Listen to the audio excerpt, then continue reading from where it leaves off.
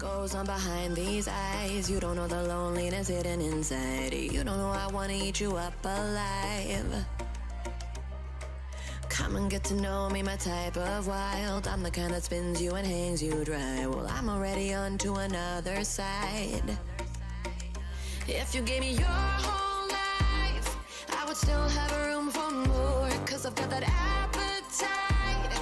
Baby, I never feel whole. Though you might get me through the night, but it will never be enough. It will never be enough. Cause I'm a black girl for your love.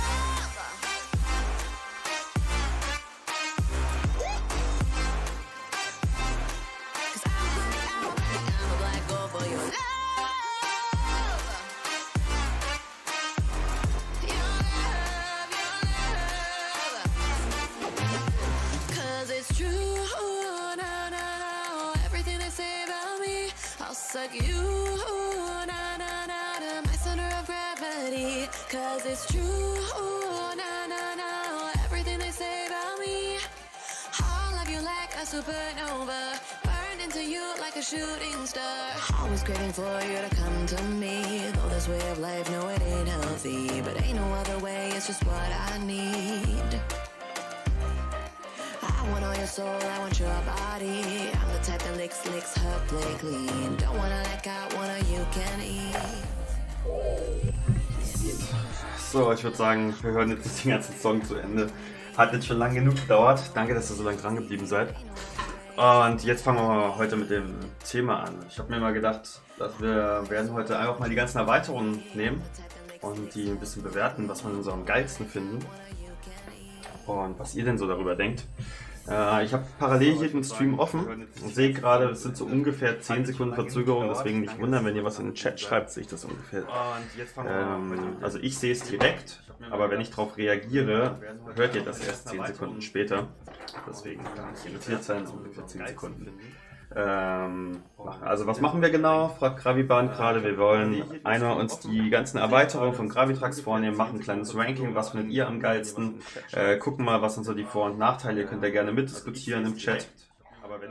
Und das steht eben heute an. Deswegen, ich hole mal hier meine fette Packung. Das kann man gar nicht benutzen. Also was machen wir genau, fragt Graviban gerade. Wir wollen einmal uns die... Hier habe ich, das ist meine Kiste mit dem ganzen Stuff. Wundert euch nicht, wie unordentlich das jetzt gleich ist. Genau so sieht das nämlich bei mir aus. Meine ganzen Erweiterungen, die ich so habe.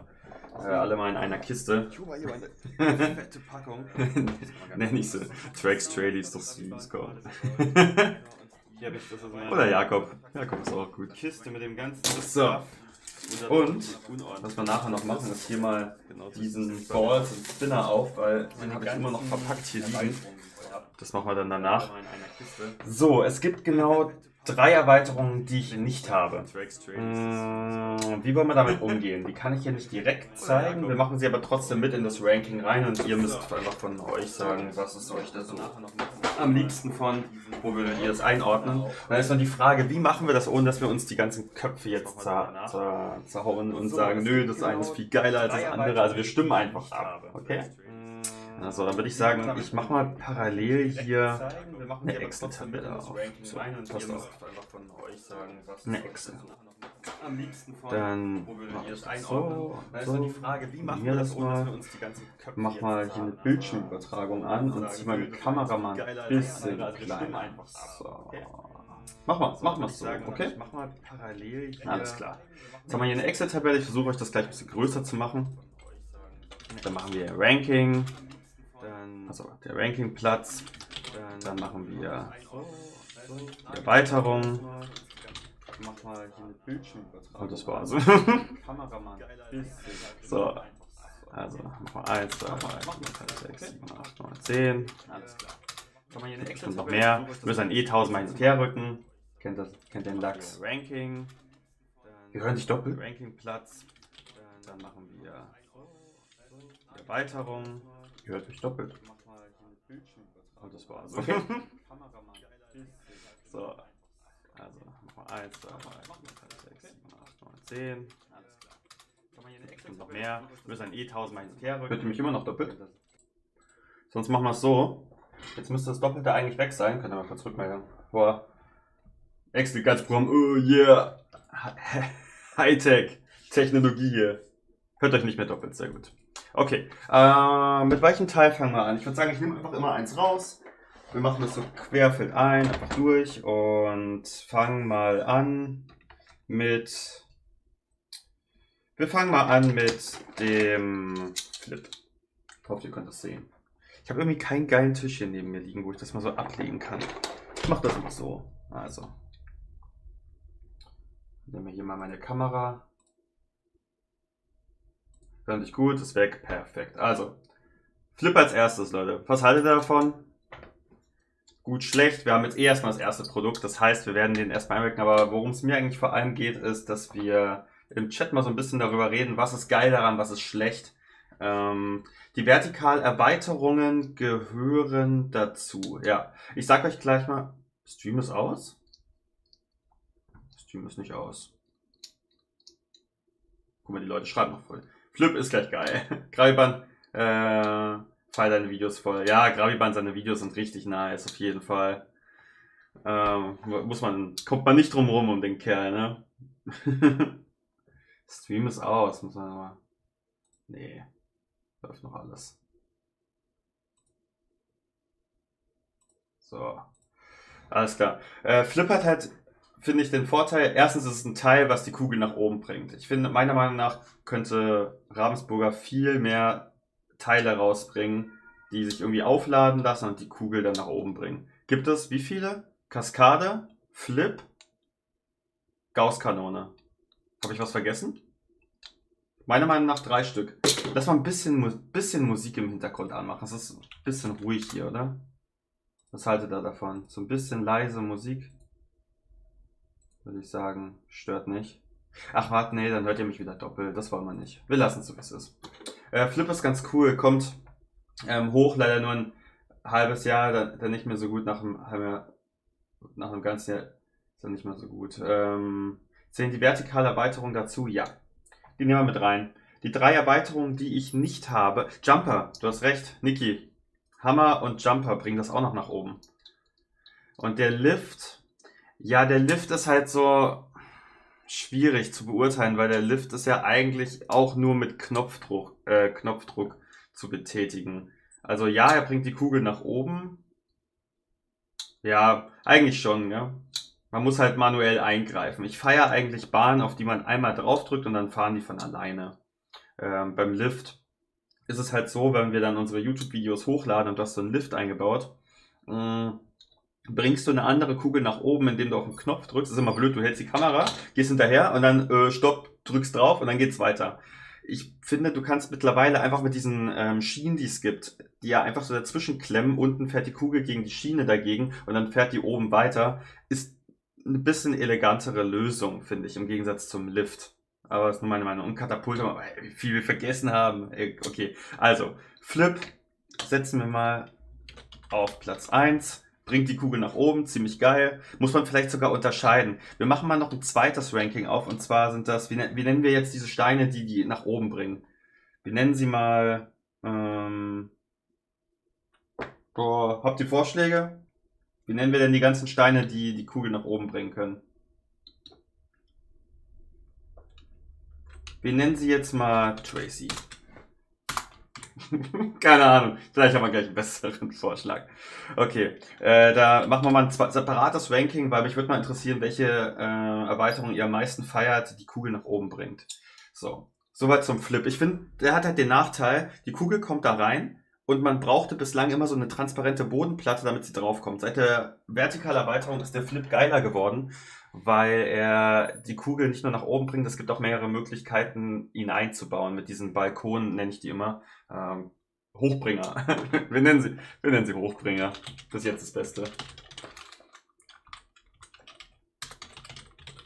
Also, das Problem ist, er schießt sie in dieselbe Richtung. Ich bin nicht so ein richtiger Fan davon, das in dieselbe Richtung zu schießen. So, was haben wir noch für Meinungen dazu? Ich glaube nicht. Booster. Booster finde ich sogar noch besser. Ich glaube, wir nehmen Booster. Okay, als nächstes nehmen wir mal den Hammer. Wer von euch hat alles schon mal ausprobiert und weiß, wie viele Steine man mit dem Hammer hochkommen kann? Ich bin der Meinung, dass es ähnlich viele sind wie beim Flip. Ich glaube, die nehmen sich nicht viel. Der Hammer finde ich aber rein vom optischen her, wie er funktioniert, viel geiler. Ich finde diese Funktionsweise, dass die Kugel unten dagegen knallt und der dann die Kugel wegschießt, besser und meiner Meinung nach ist er auch deutlich zuverlässiger. Also der funktioniert ja eigentlich immer. Und der Flip, wenn der auf einem, ja, 2 Steine 1,5, ja. Aber dann ist der Flip ja besser, weil der haut, glaube ich, mehr als 2. Ich glaube, der Flip ist 2,5, oder? 2 oder 2,5. Und der Hammer kannst du halt schön einfach eine Schiene hochhauen. Und ich bin halt ein Fan davon, wenn die Kugel in dieselbe Richtung weiterfährt, wie da, wo sie herkommt. Das ist beim Flip halt genau andersrum. 1,5 hohe Steine. Was meinst du nach einem Jahr? Was würde der denn sagen? Macht mal größer oder kleiner gleich? Hammer besser als Flip, kleiner oder kleiner als Flip? Was ist besser? Was gefällt euch mehr?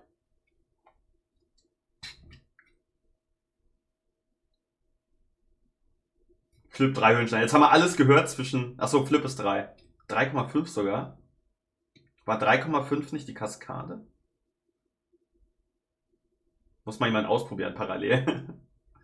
Wir bauen heute hier keine Bahn, wir wollen mal 3. 3 oder 3,5, ja. Also Gravibahn ist doch eigentlich immer die beste Adresse. Ich konnte ihn immer alles fragen, der wusste mal sogar sofort, wie viele Steine es sind, weil er hinten dran einfach eine Bahn nicht mehr ausfällt. Hi, na? Alles klar bei dir? Okay, also Leute. Größer oder kleiner als Flip? Was sagt ihr? Hammer. Hammer ist besser. Hammer ist schlechter. Schlechter als Flip.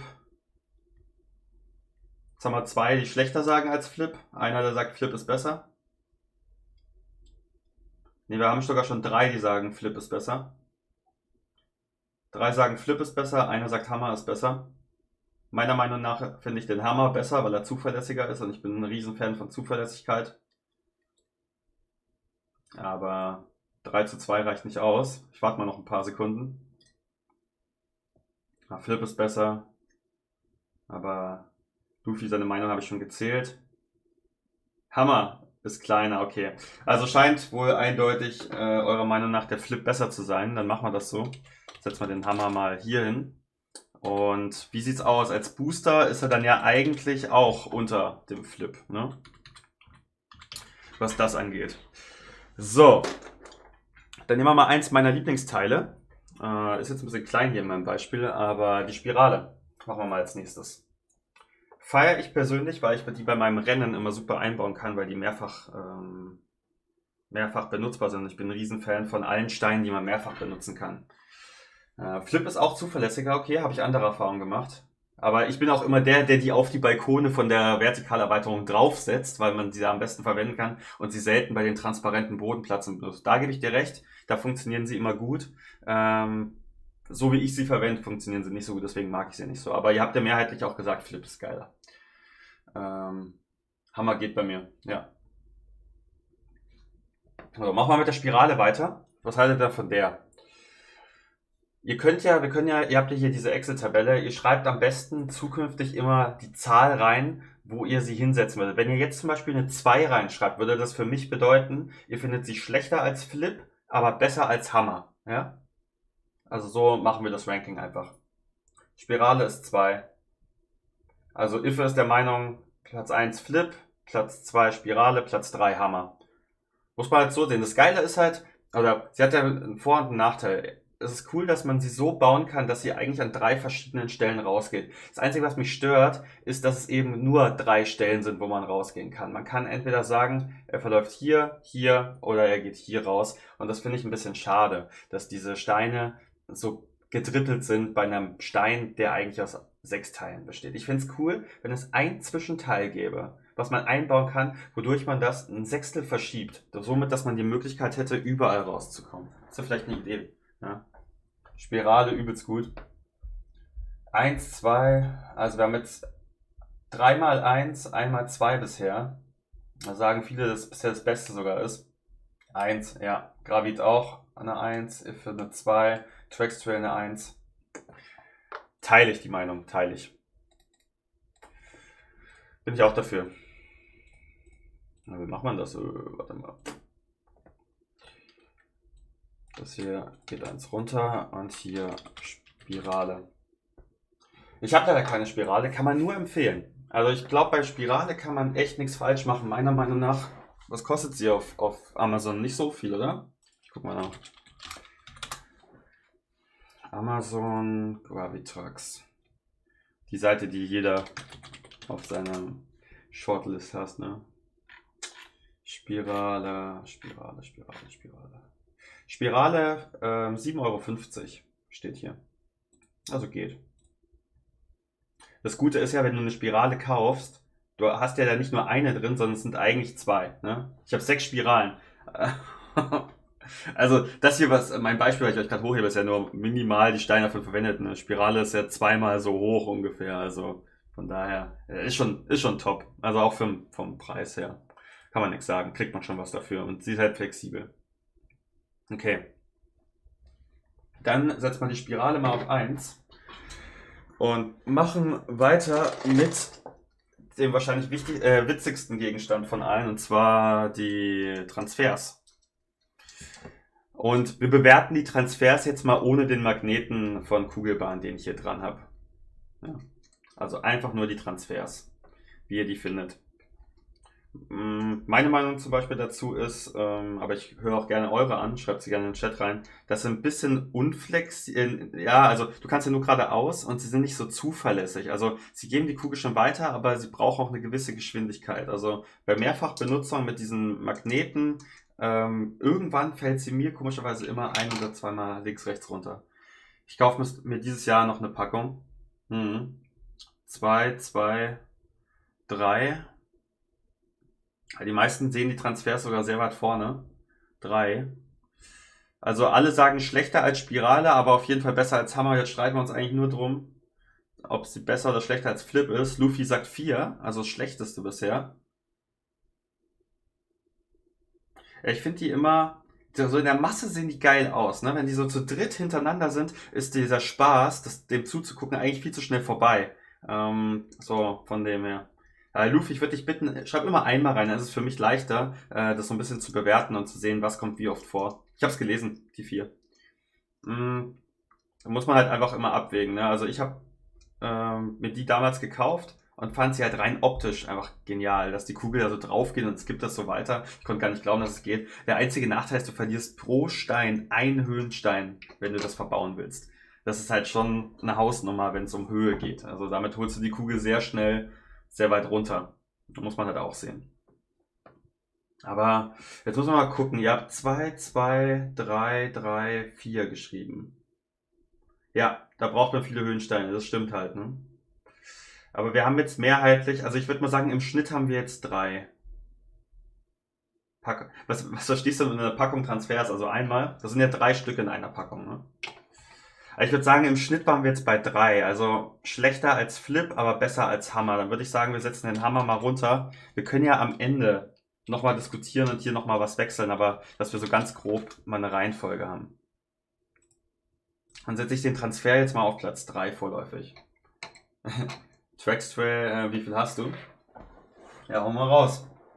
Wie viele Transfers du schon hast. Und ich hole mal in der Zeit den nächsten Gegenstand. Das ist einer meiner Lieblingsgegenstände, benutze ich leider viel zu selten. Ich habe 6 Transfere. Boah, da macht Spaß. Mit Magneten sind die noch geiler, dann sogar, ja, also bin ich auch der Meinung, durch diesen Magneten hier, den ich ja auch dran habe, dadurch kannst du die halt wiederverwenden und dann sind die halt 5-mal so geil. Also Luffy kann man empfehlen, man muss ja nur überlegen, wenn du die hast, die sehen halt optisch schön aus, aber die Kugel fällt einfach wahnsinnig schnell runter. Musst du entscheiden, ne? Langstone Reese, hi. Willkommen zum Stream. Wir bewerten gerade hier Gravitrax Erweiterung und gehen diese verschieden mal durch, machen ein kleines Ranking und gucken mal, was so die Community sagt, wo sie es einschätzen wollen. Wir besprechen ein bisschen im Chat, was sind die Vor- und Nachteile davon und diskutieren einfach ein bisschen. So, als nächstes wollen wir weitermachen mit dem Looping. Finde ich persönlich ziemlich geil. Er könnte meiner Meinung nach ein bisschen größer sein, ne? Weil ich baue den immer gerne nach so einer großen Bernoulli-Kurve, baue ich den gerne mal ein, aber ich finde immer, die Kugel geht da durch, zack, und ist vorbei. Also für Handyaufnahmen, wo man ganz dicht drauf geht und es in Zeitlupe zeigt, sieht das total geil aus. Und auch wenn man es schafft, so eine Schiene durchzumachen, aber meiner Meinung nach hätten sie es ein bisschen größer gemacht, dann hätte man solide mit dieser Schiene durchgehen können und das wäre nicht so, dass diese Schiene so leicht berührt. Also ich finde immer, das ist zu schnell vorbei, so vom Spaß. Ne? So, ich habe 3 normale Starter-Sets, einen Pro und einen Speed. Boah, Trackstep ist auf jeden Fall gut ausgestattet. Firefly hat 3 Starter-Sets, ein Starter-Set Speed und ein Starter-Set Vertical, also eigentlich genau das gleiche wie Trackstrail, ne? So, Trackstrail sagt 4, Iffe sagt 4, Firefly sagt 3. Also bisher seht ihr den Looping sehr weit hinten. Man benutzt ihn mehr für Tricks, das stimmt, ne? Entweder schießt man durch oder man schießt es drauf und danach schwingt er noch mit. War es Gravibahn oder war es Erik? Oder sogar Kugelbahn, die da mal so richtig geile Trickshots mitgemacht haben. Ich glaube alle wahrscheinlich, ne? Alle ihre Videos. Ich bin ja zum Beispiel total schlecht in diesen Trickshot-Videos, weil ich einfach viel zu unkreativ dafür bin. Ich kann Formel-1-Strecken bauen oder allgemein Rennstrecken mit Murmelbahn, das liebe ich und das kann ich auch gut, meiner Meinung nach. Aber so dieses Trickshot-Zeug, ne, das gucke ich mir an und denke so, wäre ich nie drauf gekommen. Nö. Ja, ich habe 2 Loopings, 4. Also ich habe jetzt hier 3-mal die 4 gelesen, einmal die 3. Die anderen können gerne noch ihre Meinung dazu geben. Aber es scheint wohl aktuell, dass ihr es besser als der Hammer findet. Aber auch nicht viel besser. Wenn man eine Speedschiene durch den Looping macht, geht es eigentlich gut. Ja, die ganz dünne, da hast du recht. Die funktioniert. Sie muss halt perfekt durchhängen. Dann ist sie nicht so breit wie die normale. Da gebe ich dir recht. Ja. Ich habe 3 Loopings. Ich habe einen. Ich habe mir einen geholt, so rein fürs Optische, aber benutzen tue ich ihn gefühlt halt nie. So, also ich habe jetzt mehrheitlich hier die 4 drin gelesen und einmal eine 3. Das heißt, der Hammer wird jetzt auf die 5 verdrängt und hier kommt der Looping rein. Okay, machen wir weiter. Also krass, wie viele Teile einfach hier alle habt, ne? Wie viele Teile. So, wir nehmen jetzt mal einfach mal direkt ein neueres Teil. Um jetzt nicht die ganzen alten zuerst zu machen, nehmen wir mal direkt eins der neueren. Und ich bitte euch, das erstmal zu bewerten, ohne diese verstellbare Schiene von Kugelbahn. Der Dipper kommt als nächstes. Könnt ihr mal reinschreiben, wer ihn von euch hat? Oder sogar wie viele? Ihr schreibt ja einfach so. Bei euch stellt sich gar nicht die Frage, ob ihr es habt oder einfach nur wie viele. Wie findet ihr den Dipper? Bringt die Kugel nach unten und kann eigentlich, wenn man diese Schiene hier rausnimmt, nicht viel mehr als die Kugel nach unten zu geben und dann geht sie weiter. Sie verliert halt sehr viel Schwung und Höhe. Kann man sich fragen so, was ist eigentlich jetzt das Geile am Dipper? Er sieht cool aus, aber was kann der Dipper eigentlich so wirklich? Ja. Oh, hier wird aber hoch angesetzt. Also eine 2, eine 1, eine 4, eine 3. Oh, ganz wild. Alles durcheinander. Jetzt haben wir alle Zahlen von 1 bis 4 schon mal im Chat. Alle Zahlen. Noch eine 1. Sieht cool aus. Da gebe ich dir recht, Luffy. Auf jeden Fall sieht der cool aus. Die Frage ist ja nur, wie funktionell ist das Ganze? Lege ich als Ravensburger darauf Wert, dass ich coole Sachen rausbringe? Oder soll es mir irgendeinen Mehrwert bei der Bahn geben? Das ist halt immer so der Zwiespalt, ne? Weil die Transfers sehen auch cool aus, aber so richtig bringen tun sie halt nichts. Ne? Wenn ich da eine Dreierschiene hinbaue, die 3 nach unten geht, habe ich mehr davon. Ja.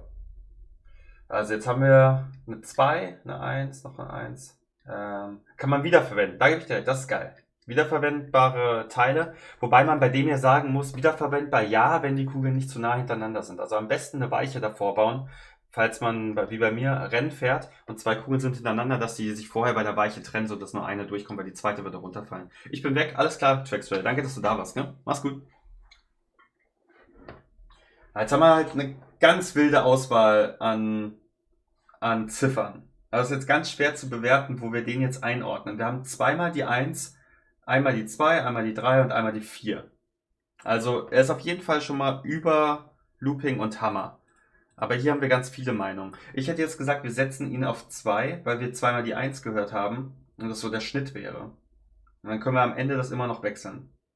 Dann würde man sagen, Spirale, Dann kommt der Dipper. Vermutlich landet der bei euch auch sehr weit oben, weil er einfach neu ist.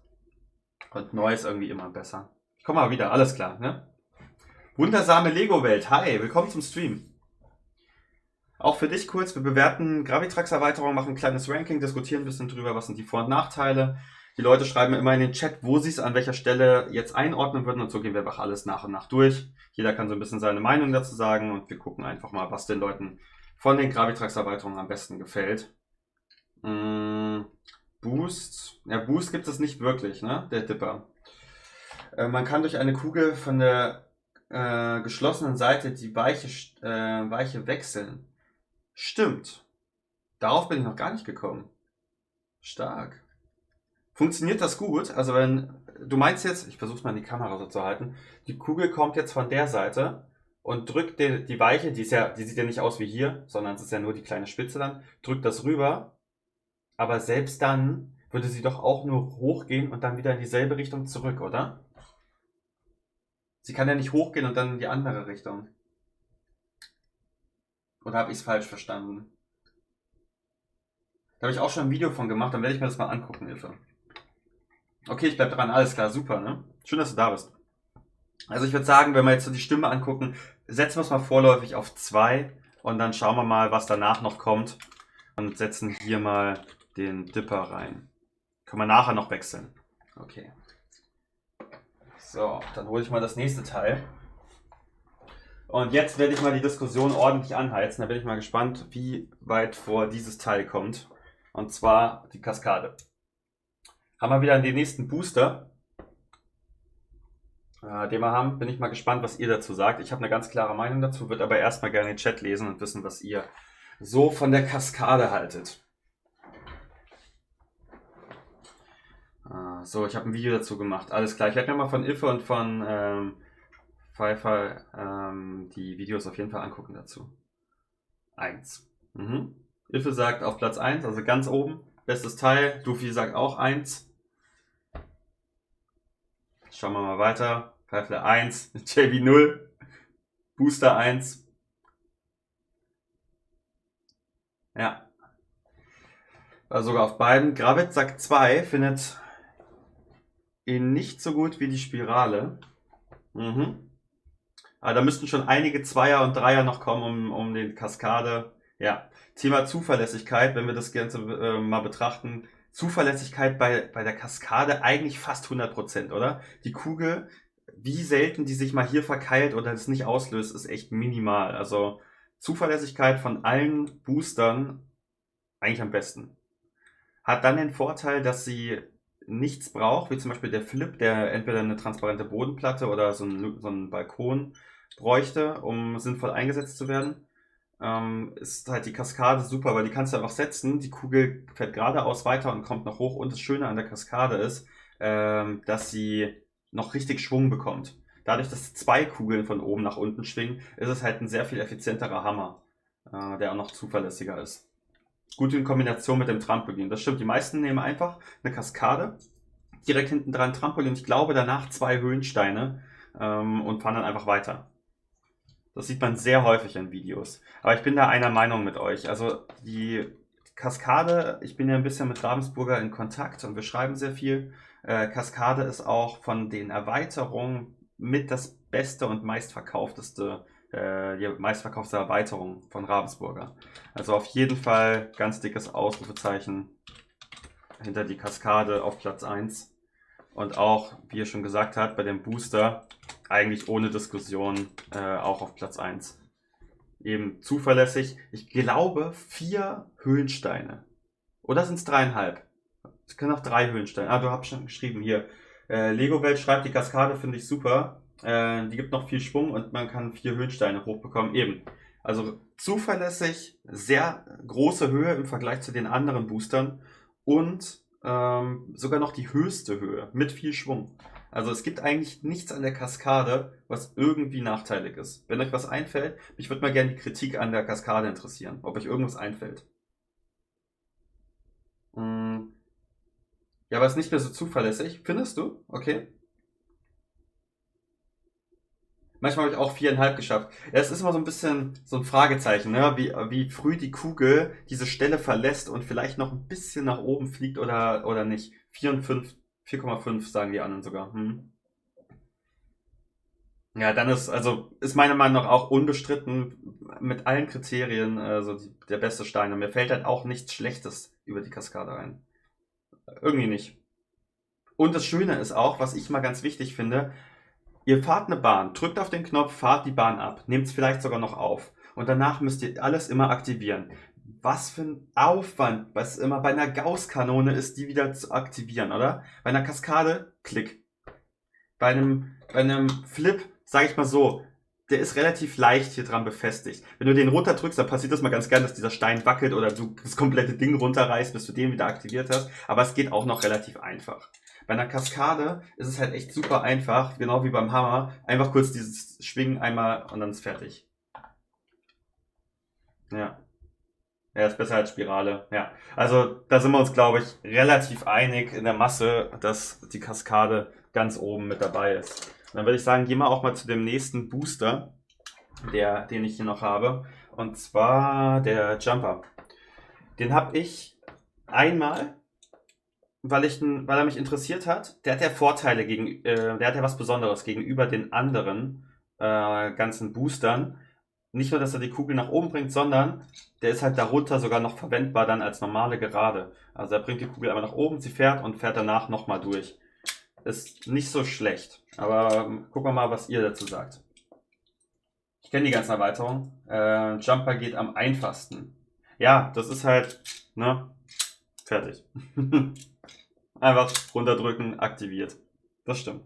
Das ist aber, glaube ich, noch nicht so, also ich glaube, die haben den nochmal korrigiert, bevor die beim ersten Mal rausgebracht haben und jetzt, wie er jetzt aussieht, ist, glaube ich, das Handling ein bisschen einfacher, ein bisschen zuverlässiger. Ich finde das Thema Zuverlässigkeit beim Jumper nicht so hoch wie bei den anderen. Man hat manchmal so das Gefühl, ja, die Kugel wird hochgehoben, aber wenn man wirklich die maximale Höhe an Höhensteinen haben möchte, dann bleibt manchmal die Kugel auch gerne mal hängen. Aber ihr könnt mich gerne als Besseren belehren. Die einzige Kritik bei der Kaskade ist, wenn man es in der Schachtel hat, dass dann der grüne Halterungsknopf rausfällt. Ja, hast du gerade gemerkt, als ich die reingehoben habe, dass der grüne Halterungsknopf da auch gefehlt hat? Ja, da gebe ich dir recht. 3 für Jumper. Machen wir erstmal, bei welcher Erweiterung wir es sehen und danach machen wir beim Booster, okay? Wo seht ihr denn das Ranking bei der Erweiterung? Den habe ich leider nicht, doch ich finde ihn schon cool. Also rein optisch gibt er auf jeden Fall viel her. Seid nicht irritiert, wenn ich immer nach da gucke, weil da läuft mein Chat und hier in der Mitte habe ich bei meinem Bildschirm die Excel-Tabelle. Ja? Ich kann es eigentlich auch umdrehen. Nee, warte mal, ihr habt eine Bildschirmübertragung, dann seht ihr alles doppelt. Wir lassen es so, wie es ist. Deswegen seid nicht irritiert, wenn jemand darüber guckt.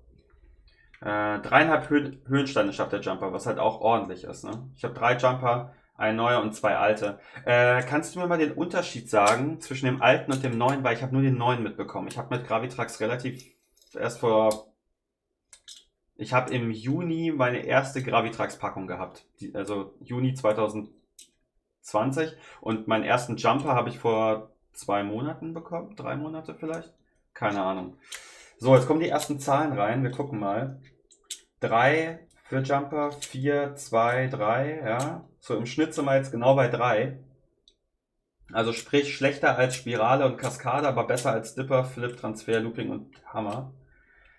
Ich tue den Knopf immer in einen Plastikbeutel. Es gibt ja Leute wie Gravibahn oder so, die haben einfach irgendwie 7 oder 8 Kaskaden.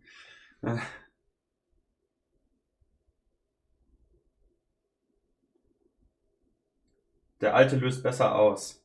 Okay. Warum haben sie es dann geändert? Ist der andere irgendwie zuverlässiger oder was ist der Vorteil von dem neuen dann? Weil ich kenne nur den.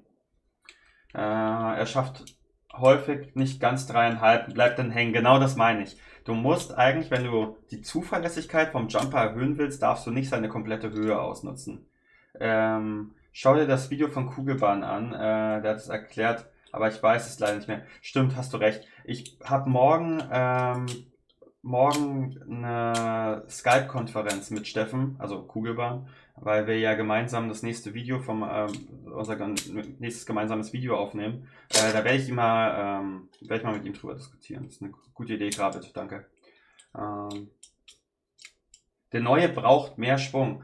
Bisher habt ihr mir nur Sachen genannt. Er löst besser aus, der Neue braucht mehr Schwung. Ihr habt mir nur Sachen genannt, die schlecht für den Neuen sind.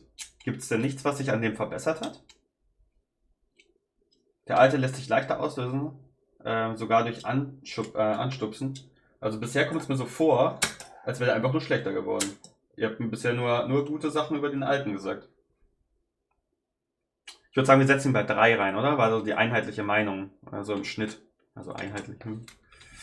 Mach mal den Jumper hier rein. Und dann ist die Frage, wo seht ihr ihn denn bei dem Booster? Wenn man hier guckt, wo er hier drin ist, müsste er eigentlich beim Booster auf Platz 2 kommen. Also jetzt mal noch die Booster-Bewertung vom Jumper bitte noch in den Chat schreiben. Und eben, wenn ihr eine Lösung habt, was ist denn eigentlich besser am neuen Jumper? Oder haben sie einfach nur einen schlechteren rausgebracht, weil es würde ja keinen Sinn machen. Mhm.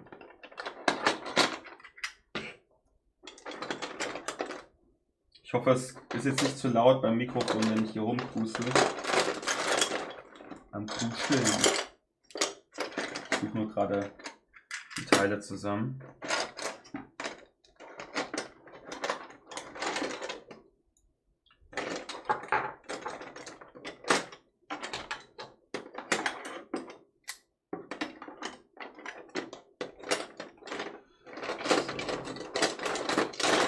Da habe ich es.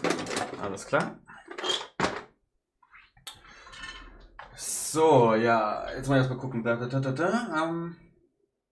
Man konnte ihn nicht gut festmachen. Also wenn man drauf gedrückt hat, ist er nicht eingerastet. Okay, das ist natürlich nervig, ja. Heute kein Twitch. Nee, heute machen wir mal einen YouTube-Stream, weil wir einfach nur über die Erweiterungsteile von Gravitrax reden wollen. Twitch mache ich gerne, wenn ich Marvel on Stream streame.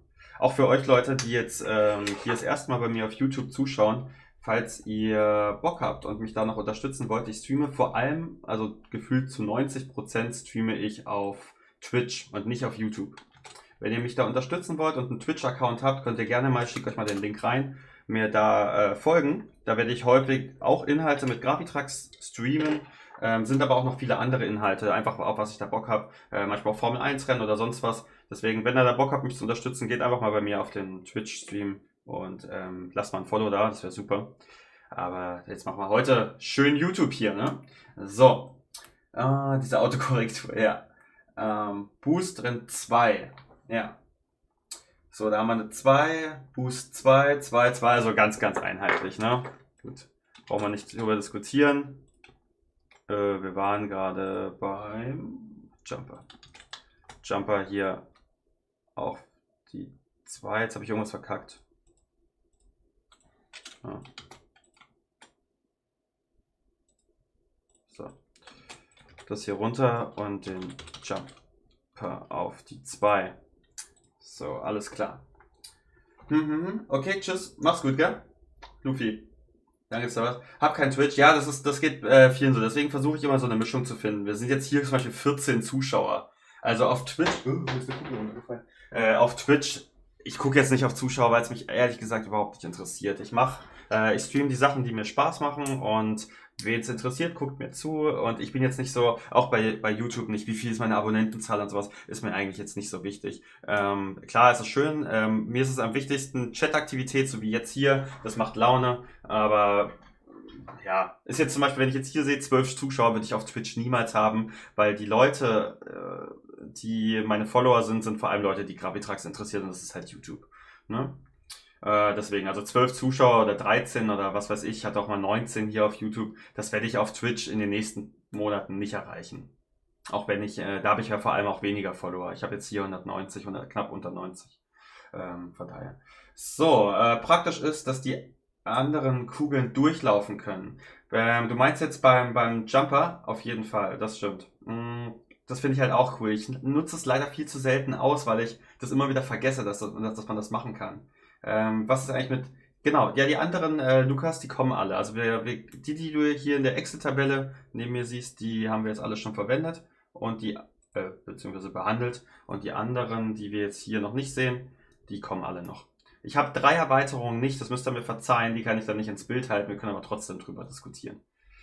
So, dann machen wir mal weiter mit, ob ich heute Marvel on Stream spiele, müssen wir mal gucken. Wenn mal 4 Leute zusammenkommen, können wir es noch machen. Ich muss aber eigentlich noch was für die Uni machen. Das geht halt einfach vor. Deswegen, jetzt lass mal heute erstmal die Bewertung machen, dann gucke ich, ob es nachher noch passt. Weil mein geliebter SC Freiburg halt nachher auch noch abends Fußball spielt, habe ich vermutlich keine Zeit heute. Muss man mal gucken. So, wir machen weiter. Ich habe jetzt nur symbolisch dieses Teil hier genommen. Ihr wisst genau, was ich meine. Die Seilbahn. Super witzig, braucht ein bisschen Anstoß, bringt die Kugel dann runter. Ich könnte es jetzt hier aufbauen, es sind noch diese Teile, ihr kennt das Ganze. Das wird eingehakt, die Seilbahn auf verschiedenen Höhen, dann geht das Ganze runter. Habe ich Zipper zweimal? Ja, das ist recht. Keine Ahnung. Warum der zweimal da ist, habe ich einen vergessen. Ich gehe es gleich mal durch. In der Zeit einmal euer Erweiterungsranking für die Seilbahn und gerne auch mit Begründung. Und ich gucke mal in der Zeit, was ich hier gerade vergessen habe, was wir rausgenommen haben.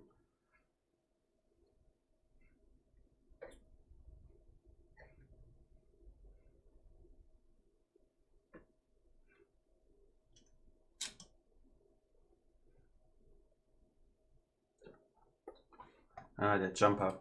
Der gehört hier rein. Okay, so, habe ich das mal. So, 7. Grafit sagt 7, Trackstray sagt 10. Dabei haben wir noch nicht mal 10 zur Auswahl. Ich werde das mal als eine 9, okay? Fly sagt 6, 8, 6, also schon sehr, sehr weit hinten, die Seilbahn. Findet ihr sie nicht so cool? Hat sie wenig Wert? Sieht weil vom Optischen gibt es hier schon was her. Das sieht ja cool aus, wenn es runtergeht. Aber Zuverlässigkeit, ja, ungefähr 50% Zuverlässigkeit, gebe ich dir recht, ist natürlich sehr wenig, weil man braucht einen gewissen Schwung, um sie überhaupt anzustoßen, dann geht sie nach unten und wenn sie dann anstößt, man muss schon, ja, Seilbahn, 6 spektakulär, weite Distanz. Wie weit geht's denn? Ich glaube 4. 4 Steine, ne? Ist die Distanz? 3 oder 4. Die Seilbahn bleibt oft auf der Stange hängen, ja. Man muss bei der Seilbahn halt immer beachten, dass diese beiden Blöcke auch wirklich eine gewisse Höhendifferenz haben müssen, damit die Seilbahn solide nach unten geht und eben nicht hängen bleibt. Und dadurch kostet sie halt wieder sehr viel Höhe, ist so ein kleiner Spaß, so ähnlich wie die Transfers. Schön anzusehen optisch, aber vom Mehrwert kannst du halt auch eine Schiene hinbauen und hast deutlich mehr Schwung, die es mitnimmt. Ist halt so eine Spielerei, gebe ich euch recht. Deswegen, wenn ich hier so lese, 8, 6, 7, ist das schon sehr weit hinten, dass ich fast gesagt hätte, wir setzen sie auf die 7. Das wäre so der Durchschnitt von den Sachen, die ihr gesagt habt. Dann wäre es hinter Looping, hinter Hammer. Wir können nachher nochmal wechseln. Dann würde ich das nach hinten setzen und würde hier die Seilbahn reinmachen. Und wenn man hier auch mal guckt, ist der Hammer wirklich so schlecht? Schneidet der so schlecht ab? Muss man den vielleicht nochmal höher machen? Muss man nachher mal gucken. So, bei mir ist die Seilbahn klasse zuverlässig, bei mir 97%. Also hast du 100 Versuche gemacht, mal gestoppt, mal mitgezählt und davon haben 3 nicht geklappt oder wie kommst du auf 97%? Und das kostet viel zu viel Höhe. Gebe ich dir recht, Gravit. Dass sie schön aussieht, das bestreitet wahrscheinlich niemand, aber sie ist halt, so einen richtigen Mehrwert hat sie nicht. Ich finde sie besser als Looping. Ja, ist hier auch bei uns jetzt gerankt. Mal ein bisschen besser als ich bin nur mit euch mit dem Hammer nicht einverstanden. Den sehe ich viel weiter vorne. Ne? Muss man nachher mal gucken. Hat die Seilbahn eigentlich ein Rad oben an der Gondel? Das hier, da liegt die drauf. Das Seil ist genau hier drunter und das liegt drüber und dann pendelt die nach unten. Ihr müsst die Stange einsteigen, dann ist der Höhenunterschied weniger. Du meinst wahrscheinlich einseifen oder sowas, ne? Weil es glitschig ist. Ja, ich hole mal beim nächsten Mal ein bisschen Butter und dann läuft das Ganze. Fum! ist das Ding durch hier, ne? So, okay. Wir machen mal weiter mit dem... Oh, jetzt muss ich... Wie heißt denn der? Das ist der Splitter, Leute. Wir machen mal mit dem Splitter weiter. Kam ja bei der Vertikalerweiterung mit dazu. Und jetzt wird mich mal eure Meinung interessieren. Also wieder so Kriterien wie oft kann man ihn benutzen, wie zuverlässig ist er, was er von Mehrwert für euch hat, wie viel Spaß bringt er euch. Einfach mal diskutieren. Wo wird man denn den Splitter einordnen? So, ich mag den Hammer voll, weil manchmal braucht man auch wenig Geschwindigkeit. Das stimmt. Hammer ist sicher vor Looping, meiner Meinung nach. Hammer vor Seilbahn. Meine auch.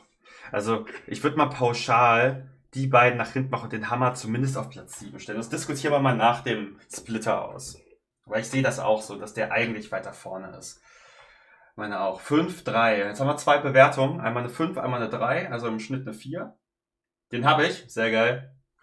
Ich glaube, ich habe auch irgendwie 3 oder so davon. Viel zu viele. Kann man alle nicht brauchen. Kann ich gar nicht alle einbauen. Wir werden so Sachen wie Brücke und so machen wir nicht heute durch. Wir machen wirklich diese einzelnen Steine heute. Weil wenn wir jetzt hier mit Brücken anfangen und sowas, ich glaube, da kommen wir nicht weiter. Wir machen heute wirklich die einzelnen Erweiterungen, okay? Ich finde keinen Mixer. Komme ich denn mal im Mixer? Okay. Machen wir danach. So, wir gucken mal. Wir haben eine 5, eine 3. Hammer vor Seilbahn ist dann Splitter auf 8. Das machen wir danach, Trickstray. Wir werten jetzt erstmal, wo der Splitter hinkommt. Den Hammerwechsel machen wir danach. Hab nur Mixer. Die Kugel fliegt bei zu viel Geschwindigkeit auf der Falscheinstellung aus der Bahn. Splitter habe ich 5, Mixer 7. Mixer machen wir danach. Wir machen jetzt erstmal nur den Splitter. Haben wir eine 5, eine 2, eine 3, eine 5. Also im Schnitt haben wir jetzt eine 5 als Wertung. Würde ich auch ungefähr das sehen. Er ist schon witzig, man muss halt bedenken, er verliert viel Höhe, aber er bekommt ja trotzdem Geschwindigkeit. Das wird ja sehr geschickt abgefangen, die Kugel auf halber Höhe, und dadurch nimmt er zumindest ein bisschen Geschwindigkeit mit. Und die Idee hier mit diesem Chip-Ding ist ja auch sehr ausgeklügelt. Wäre ich gar nicht so drauf gekommen, aber ich gebe euch recht, dass er sehr geschwindigkeitsabhängig ist, wie zuverlässig dieses Gerät ist. Also man kann den Splitter gut benutzen, man muss nur wirklich darauf achten, dass die Kugel in einer gewissen Geschwindigkeit darauf kommt, damit er zuverlässig ist. So, dann setzen wir das nach unten und setzen hier den Splitter rein. Und dann können wir jetzt mal die Diskussion starten, wo wir denn den Hammer nach vorne bringen. Ich bin auch der Meinung, dass er ungefähr so auf Platz 8 gehört und die Seilbahn und der Looping schlechter sind. Schreibt nochmal für den Hammer eure aktuelle Bewertung rein, wo ihr ihn sehen würdet, bitte.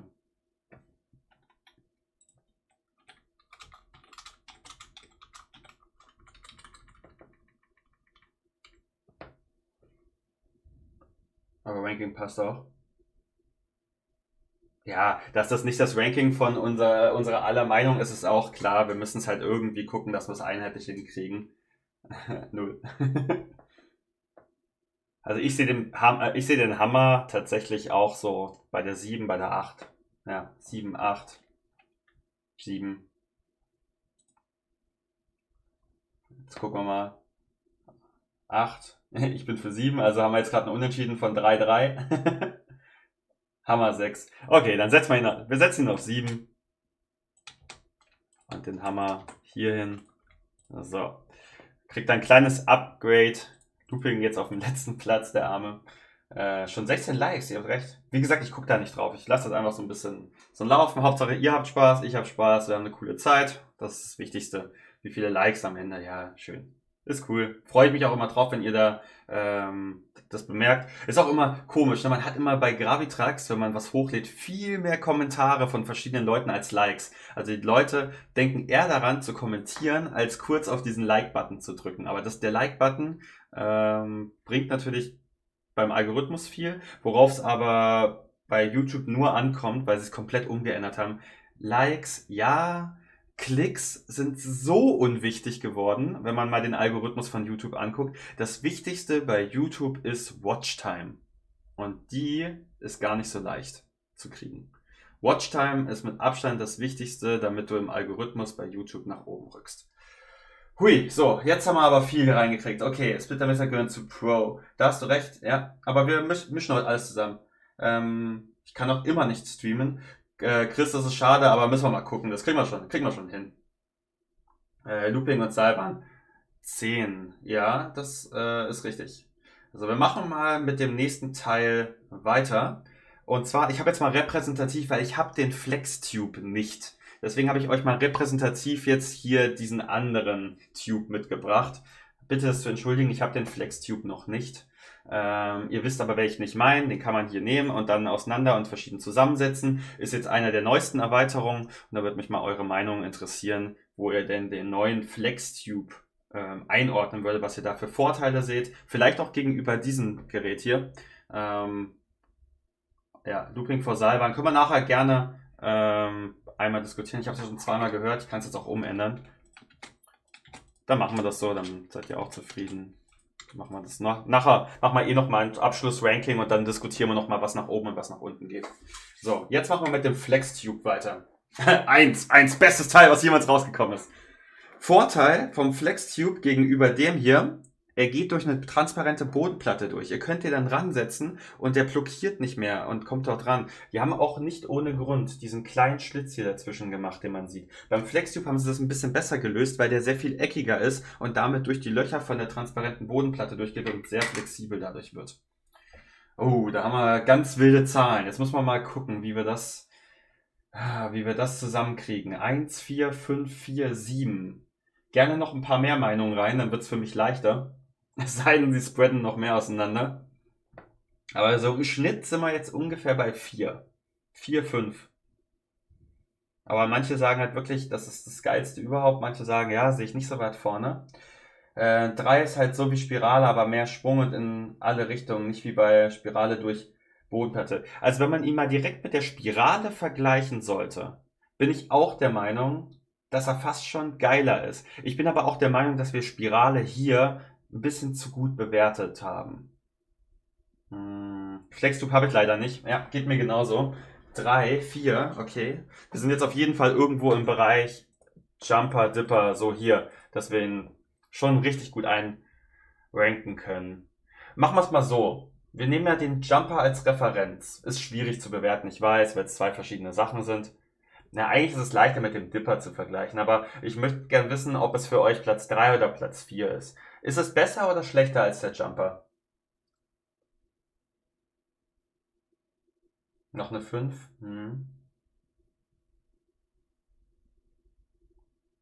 Ich würde fast sagen, wir machen ihn bei 4 rein. Kaskade, Spirale, Jumper und dann der FlexTube. Und dann wechseln wir am Ende notfalls nochmal. Ich glaube, das wird schwierig, weil wir haben hier richtig unterschiedliche Meinungen zu dem ganzen Thema. Machen wir ihn auf die 4. Ne? Schlechter als Jumper, ja. Unterstützt meine Meinung. Schlechter. Okay. Gut. Dann machen wir ihn hier rein und können nachher noch diskutieren, ob er vielleicht noch irgendwo hoch oder runter geht, ne?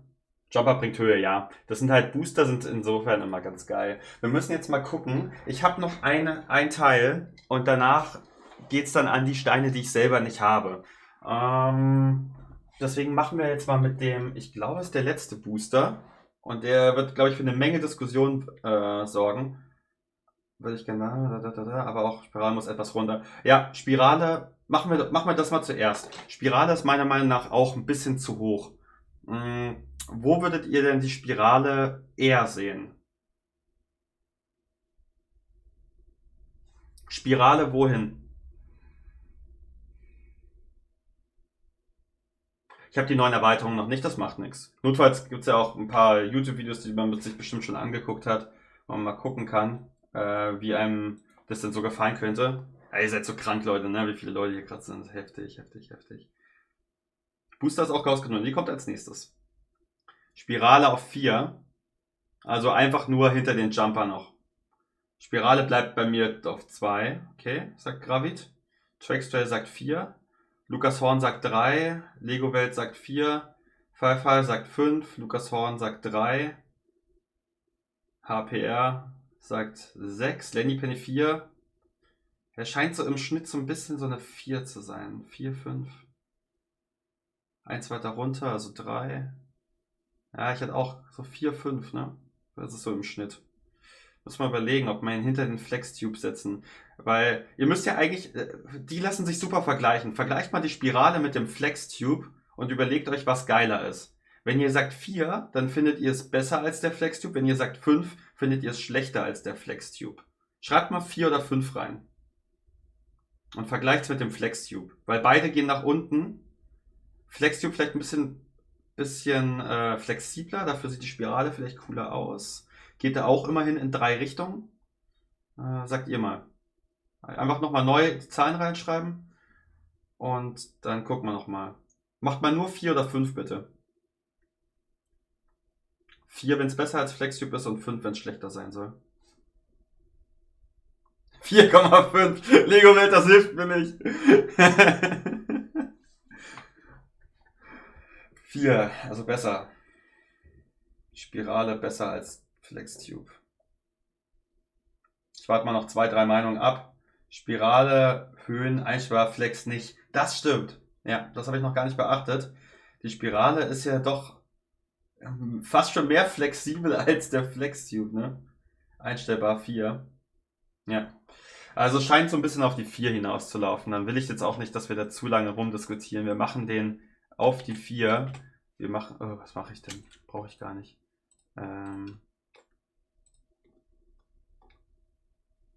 Der Jumper und der FlexTube gehen nach oben und hier kommt die Spirale rein. Dann haben wir das. So, okay, jetzt machen wir mit einem der spannendsten Steine, die von Anfang an mit dabei waren, weiter. Wird für eine Menge Diskussion sorgen. Bin ich jetzt echt mal gespannt auf eure Meinung. Und zwar machen wir jetzt mit der Gauss-Kanone weiter. Da bin ich jetzt gespannt, Leute. Gauss-Kanone. Jeder von uns hat sie, weil jeder von uns ein Starter-Set hat. Also bin ich mal überzeugt davon, dass da jede Menge Meinung geben wird. Wo setzt man denn die Gauss-Kanone hin? Vorteil, gibt einen ordentlichen Bums, sieht cool aus. Nachteil, du kannst sie nie unter irgendwas darunter bauen, unter deine Bahn, weil dieses blöde Aufladen so schwierig ist. Du musst ja diese Kugel auch immer mit dem Fingernagel so abpulen. Nimmst die Kugel weg, legst sie auf die andere Seite. Uff, okay. 5, 5, 4, 3, 3, 1, 7, 2. Wie soll ich das denn bewerten? 5, 5, 4, 3, 3, 1, 7, 2, 1. Die funktioniert, die Funktion bei mir. Habt mir einen? Jetzt kommt gleich, was auch immer. Okay, 5, 5, 4, 3, 1. Also im Schnitt sind wir gerade bei 3. Hab nur einen. Ja, beim Start hast du es ja dabei. Ich glaube, so im Schnitt sind wir gerade so ungefähr bei 3. Welches Teil? Die Gauss-Kanone, Gravit. Wir reden von der Gauss-Kanone. Die Gauss-Kanone ist die beste Erweiterung, sagt HPR. Genau, bei der Gauss-Kanone. Und zwar die es auch bei Ravensburger gibt und nicht die es im Internet mit was weiß ich was für Funktionen gibt. 2 klassischer Sprung, leider schwerer als Kaskade. Mhm. Ich habe 10 Gauss-Kanonen, Trackster übertreibt komplett. Gravit sagt auch 3. Ich sehe sie auch so ein bisschen rund um die 3, um die 4 rum. Und dann müssen wir mal diskutieren. Findet ihr sich... Also ich finde auch, dass der Jumper viel zu gut bewertet ist. Ne? Der Jumper ist halt flexibel. Das ist halt schon nicht schlecht. Aber ja, jetzt kommen noch eine Menge Dreier rein. Wir setzen sie auf die 3. Und da wird es bestimmt noch 1 oder 2 Diskussionen nachher geben. Aber die Gauss-Kanone, sie ist halt super flexibel, ne? Mit dem, also du kannst ja, sie ist halt schon zuverlässig. Wenn die Kugel da rankommt, saugt sie dich meistens noch ran und dann schießt die weg. Man kann ganz gut die Höhe bestimmen. Sie ist halt in dem Schwung, den sie gibt, relativ, du musst halt sie wirklich bremsen danach oder den Schwung einfach voll ausnutzen. Weil die Gauss-Kanone ist ein bisschen unnachgiebig. Ja, 3 ist gut. Dann nehmen wir das. Und Gauss-Kanone müssen wir jetzt auch noch beim Booster einwetten. Deswegen jetzt bitte nochmal eure 16 Gauss-Kanone. Bitte eure Bewertung für den Booster noch, wo ihr sie dort seht. Seht ihr sie Kaskade, Jumper, Flip und Hammer. Das ist vielleicht ein bisschen einfacher. Ich habe eine. sagt Lego Welt. Booster auf 2. Also hinter Kaskade. Ja. Ist auch meine Meinung. Ich würde auch sagen 2. Ich kann ja einfach auch mal in den Chat reinschreiben. Ich habe 7 Gauss-Kanonen. Firefly sagt auch 2. Also bisher habe ich nur bei den Booster-Bewertungen die 2 gehört. Trackstray sagt ausnahmsweise mal 3. HPR sagt 2.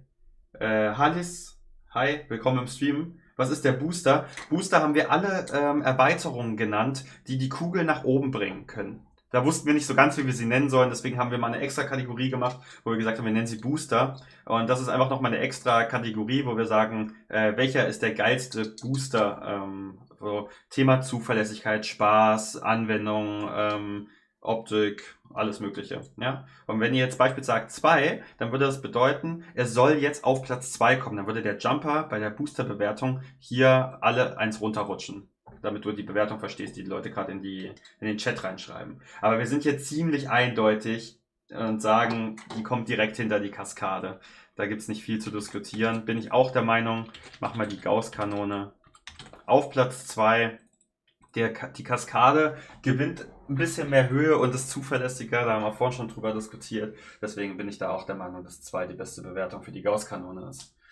Warum dann bitte 2, wenn bei den anderen Tabellen Gauss-Kanone nur auf 3 ist? Genau, Lukas, das hast du richtig erkannt. Das hätte ich jetzt als nächstes angesprochen. Warum denn die Gauss-Kanone bei den Erweiterungen hinterm Jumper kommt? Ich bin aber der Meinung, dass der Jumper einfach nur bei unseren Erweiterungen zu gut bewertet ist.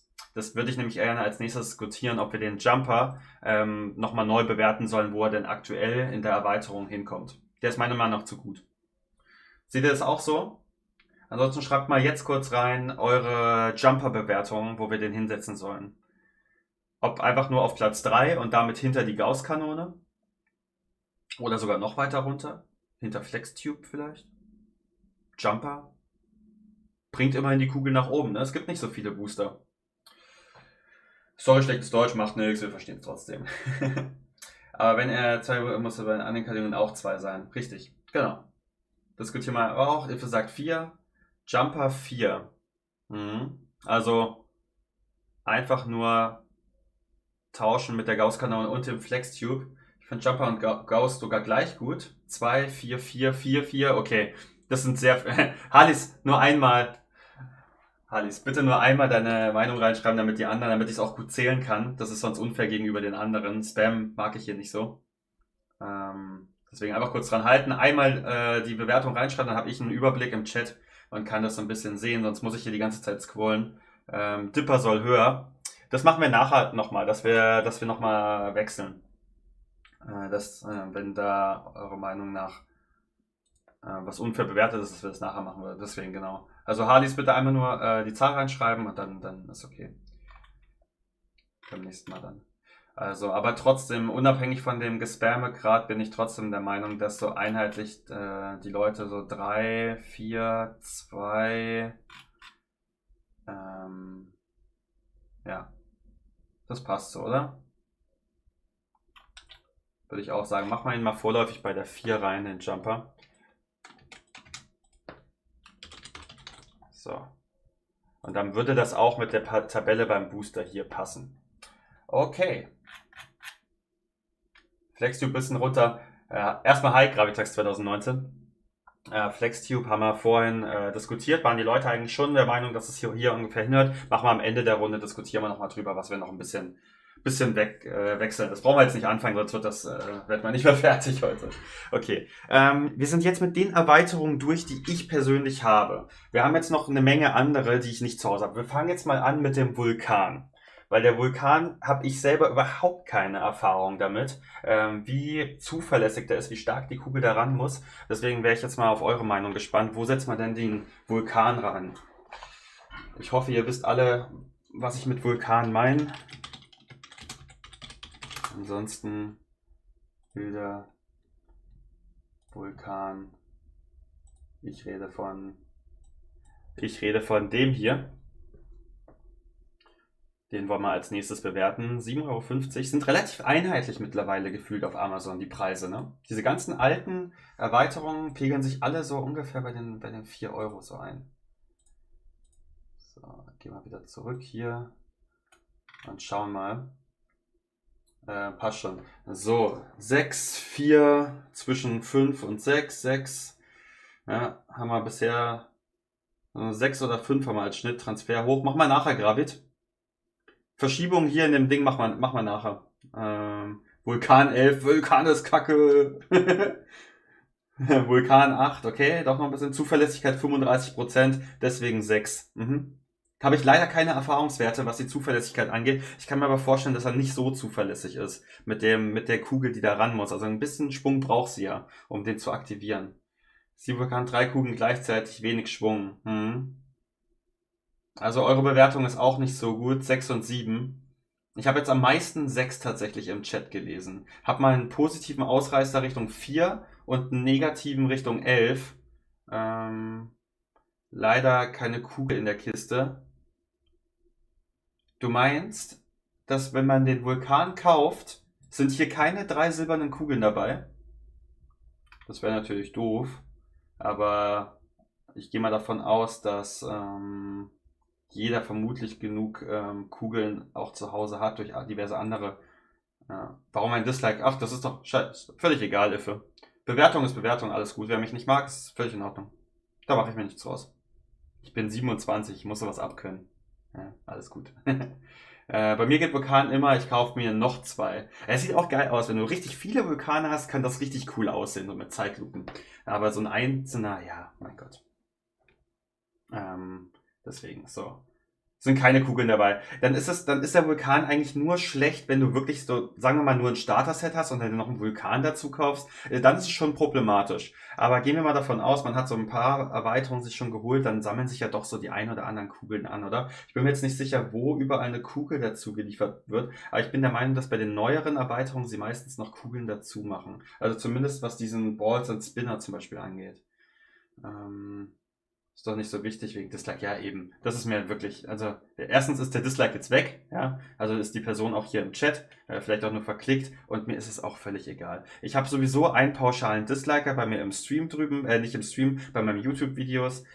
Ich spiele ja Spiele auf Twitch und da polarisiere ich auch, da mache ich Leute, ich bin in Dead by Daylight, falls ihr das Spiel kennt, ist ab 18, deswegen können das von euch eh nicht alle angucken, bin ich meiner Meinung nach einer der besten, also ich gehöre bestimmt zu den besten 5% und das nervt Leute. Wenn du dann gegen die spielst und machst sie völlig fertig, mögen die das nicht. Also gehen sie auf deine Seite und gucken, wo können sie sich jetzt abregen, wenn sie dich nicht mögen. Und dann geben sie halt ein Dislike. Und deswegen, das muss man einfach abkönnen, spielt keine Rolle. Deswegen juckt mich das gar nicht. Ne? Wirklich, es könnte mich nicht weniger interessieren, ob irgendjemand, wenn da 21 Likes stehen, was interessiert mich denn dann, ob einer aus einer Schulklasse mich nicht mag? Wenn die anderen 21 mich mögen. Also da muss man einfach drüber stehen, wenn man YouTube macht und einen sowas interessiert, dann sollte man es nicht machen, weil dann machst du dich psychisch irgendwann fertig, wenn du sowas überbewertest. So, ich würde sagen, haben wir jetzt genug drüber geredet. Ich habe so gesehen, dass es ungefähr bei 6 war. Deswegen würde ich sagen, machen wir das auch jetzt bei der... Nee, Moment, ich gucke noch mal kurz rein. 8, 8, 6, 8... 5. Ja, wir haben ihn so ungefähr im Schnitt hier bei der 6 drin gehabt. Und dann werde ich ihn vorerst erstmal hier reinsetzen, den Vulkan. Und dann müssen wir jetzt mal gucken, welche Erweiterung ich noch nicht gemacht habe. Welche Erweiterung haben wir noch nicht behandelt? Wir haben noch ein paar offen. Könnt ihr mir mal kurz 1, 2 in den Chat reinschreiben, welche Erweiterungen wir noch nicht hatten? Dann machen wir mit denen nämlich noch weiter. Ja, Ken, ich bin zwar keine 18, schau es mir trotzdem immer an in deinem Stream. Ja, so heimlich angehen. Bist du 18? Ja. Aber damit habe ich dann nichts mehr zu tun. Hi, Krabiban. Schön, dass du da bist. Tunnel. Ja, aber Tunnel ist keine einzelne Erweiterung. Das ist so eine Packung. Können wir, wenn ihr wollt, mit reinnehmen. Bin ich aber nicht so ein Fan von, dass wir jetzt diese etwas größeren Erweiterungen mit reinnehmen. Mixer und Trampolin. Das sind die Erweiterungen, die ich meinte. Wir fangen mal mit dem Mixer an. Und ich notiere mir das mal kurz. Katapult, Tip-Tube, Trampolin, genau. Das ist gut. Gravit hat hier gerade noch den Rest aufgezählt. Wir machen mit dem Mixer weiter.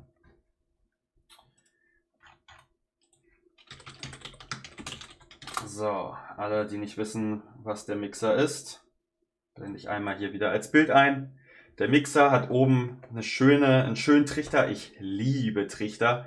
Mit meinen Formel-1-Rennen, die ich immer versuche nachzustellen mit Murmelbahn, ist der Mixer mein liebstes Objekt. Deswegen bin ich auch eigentlich ein Fan vom Mixer. Aber jetzt kommen wir wieder zu dem leidigen Thema Zuverlässigkeit. Meiner Meinung nach ist er auf 15 Runden bei mir nicht zuverlässig und ich muss eine 100%ige Zuverlässigkeit haben. Und was mich stört, ist, dass er 3 Ausgänge hat. Ich brauche 4. Ich weiß, es geht bei Gravitrax nicht, weil da alles immer auf 3 Kugeln beruht. Aber ärgerlich. Deswegen habe ich bei mir dieses Teil unten drunter ausgebaut und einen ganz normalen Fänger reingemacht, damit der zuverlässiger ist. So. Also, Mixer. Mixer ist besser als Splitter, sagt Gravit. So, der Splitter ist bei uns auf der 8. Das sehe ich auch so. Ich finde den Mixer geiler. Den habe ich. Traxball, hi. So, wir haben eine 6 und wir haben eine 8 bisher. Eine 8 bedeutet aber, wenn du sagst, Mixer ist besser als Splitter, musst du... Ja, genau, doch, dann ist die 8 genau das Richtige, stimmt. Mixer sogar auf 3, okay, also ganz weit oben. Mixer auf 3, sagt Firefly. Mixer habe ich zwar benutzen, aber fast nie, also 9. Splitter ist besser als Mixer. So, jetzt gehen die Prügeleien hier gleich los. Ich freue mich drauf. Aber jetzt schon 2 Meinungen dazu. 8, 7, 8, 9. Also haben wir schon so einen Bereich zwischen 8 und 9, wo es eigentlich nur darum geht, im Prinzip geht es ja darum, ist er besser oder schlechter als der Splitter. Weil vom Prinzip sind es relativ ähnlich. Ne? Wir haben jetzt einen Ausreißer mit 9 und 4. USK-Teil kann man drehen. Und ja, das finde ich auch gut, dass man den einfach um ein Sechstel verrücken kann. Bisschen flexibler ist. Ich glaube 4. Es gibt bei den neuen Pro-Erweiterungen, ich glaube 4 gibt es bei den neuen Pro-Erweiterungen irgendwann, scheint es, verstehe ich nicht ganz, sorry, Graviban. Splitter definitiv besser als Splitter. Das macht Sinn, Jakob. Du wolltest bestimmt Mixer schreiben. Musst du nochmal ersetzen.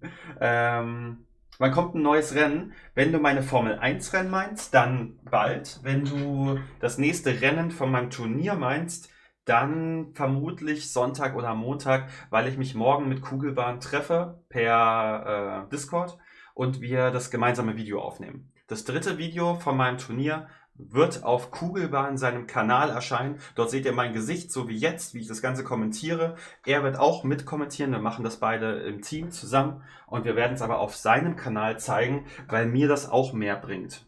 Weil er einfach die Reichweite des Todes hat. Deswegen machen wir das auf seinem Stream, das dritte Video. Wenn du die Formel 1 Rennen meinst, werde ich mich bemühen, die nächsten 2-3 Tage das hochzuladen.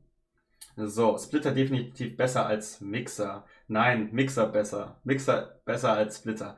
Hui, okay. Leute, wir machen das jetzt so. Ihr schreibt jetzt entweder 8 oder 8 oder 9 in den Chat. Nur noch 8 oder 9 reinschreiben. 8 ist besser als Splitter, 9 ist schlechter als Splitter. Okay? Bitte einmal Spam. 8 oder, nee, nicht Spam, sorry. Bitte einmal reinschreiben, 8 oder 9. Und dann zähl mal, was mehr vorkommt. Weil ich bin auch der Achter. Splitter ist besser. Es nimmt sich halt wirklich nicht viel, ne? Was da besser oder schlechter ist. Splitter besser. 8, 9, 9, 8. Also wir haben bisher 2 9er, 3 8er, 3 9er, Gleichstand. Ihr seht einmal alles 10 Sekunden verzögert zu mir, deswegen nicht irritiert sein. Ich sehe es genau, wann ihr in den Chat schreibt, aber meine Reaktion auf eure Zahl kriegt ihr erst 10 Sekunden später. 4 8er, 4 9er. Ey, macht's mir nicht leicht, ne? Noch ein 8er. Und ich bin auch ein 8er. Noch ein 8er. Ui. Hallis sagt 9, Lukas Horn sagt 8. 8, 9, 8, 9, 8, 9. Ah, es ist schwierig. Ich würde sagen, wir machen 8. Ich hoffe, ich kriege keinen Ärger jetzt. Er hat sofort ein Dislike gekriegt. Das ist herrlich. Ach, Leute. Okay. Ich bin der Streamer. Also. Machen wir hier rein. Ich weiß nicht, wir können da jetzt ewig drüber diskutieren. Das bringt nichts. Sie haben beide Vorteile. Sie sind recht ähnlich zueinander. ich verstehe beide Argumente.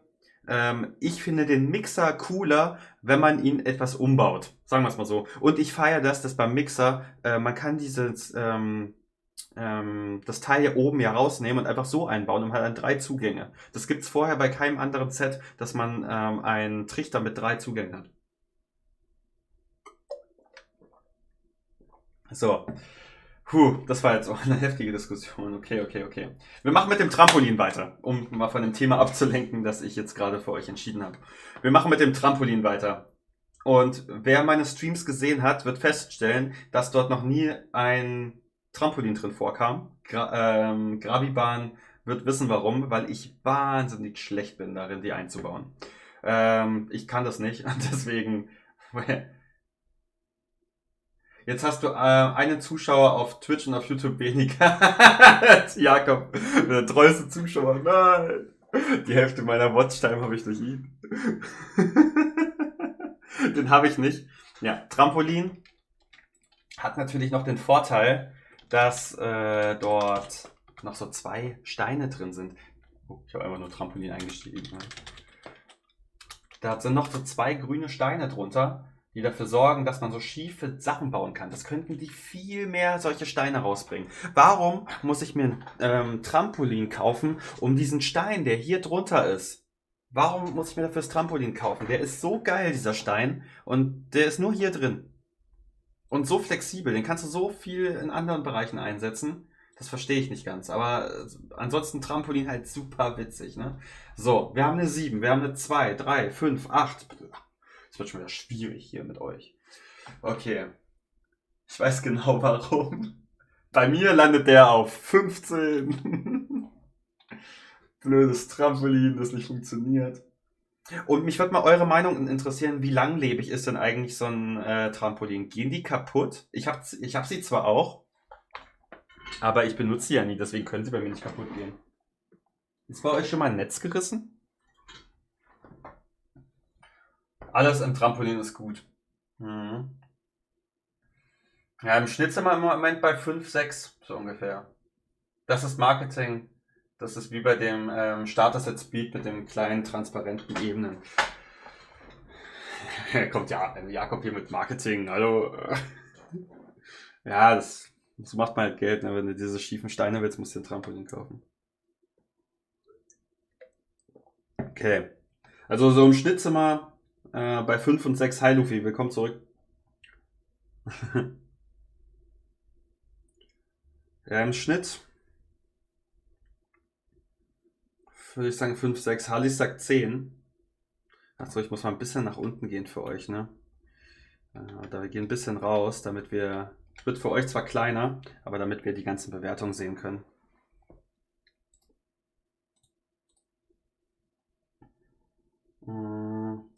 Dann musst du dir fragen, warum im Speed kleine transparente Ebenen sind. Es geht um Taktik Geld. Bei mir ist ein kleines Loch im Netz. Ja, ab dann geht es vermutlich auch nicht mehr so solide, ne? Bis jetzt bei mir noch nicht, also noch alles ganz. Okay, sollen wir sie mal, ich habe so im Schnitt jetzt gesehen, machen wir mal die 6. Wir sind jetzt echt viele hier im Chat, deswegen ich hätte jetzt gesagt, wir machen es mal so auf die 6 oder auf die 7. Ich habe jetzt alles so ein bisschen gelesen, wir machen es auf die 7. 7 ist Schnitt.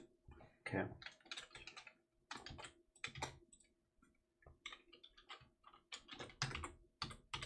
Ist echt schwierig jetzt das zu bewerten, wenn so viele Sachen hier zusammenkommen, ne? Bei 5 Stück, bei mir von 8 benutzt sie, aber sehr krass. Okay, warte mal, 5 von 8 sind bei dir kaputt?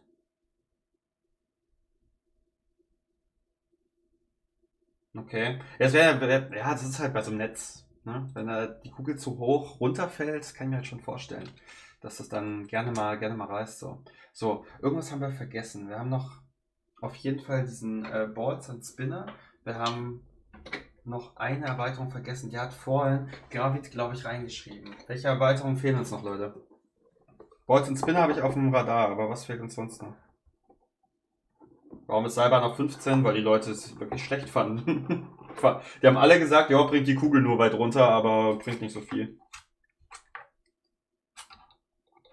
Deswegen war das eine einheitliche Meinung. Da waren wirklich alle der Meinung, dass das schlecht ist.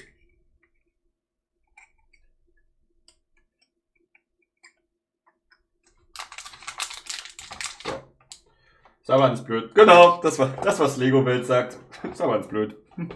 Einfache Begründung, oder? Hat doch jeder Trampolin? Das stimmt. Trampolin ist ziemlich beliebt. Warum hast du deine Antwort mit dem, dass es blöd ist, zurückgezogen, kann man doch schreiben.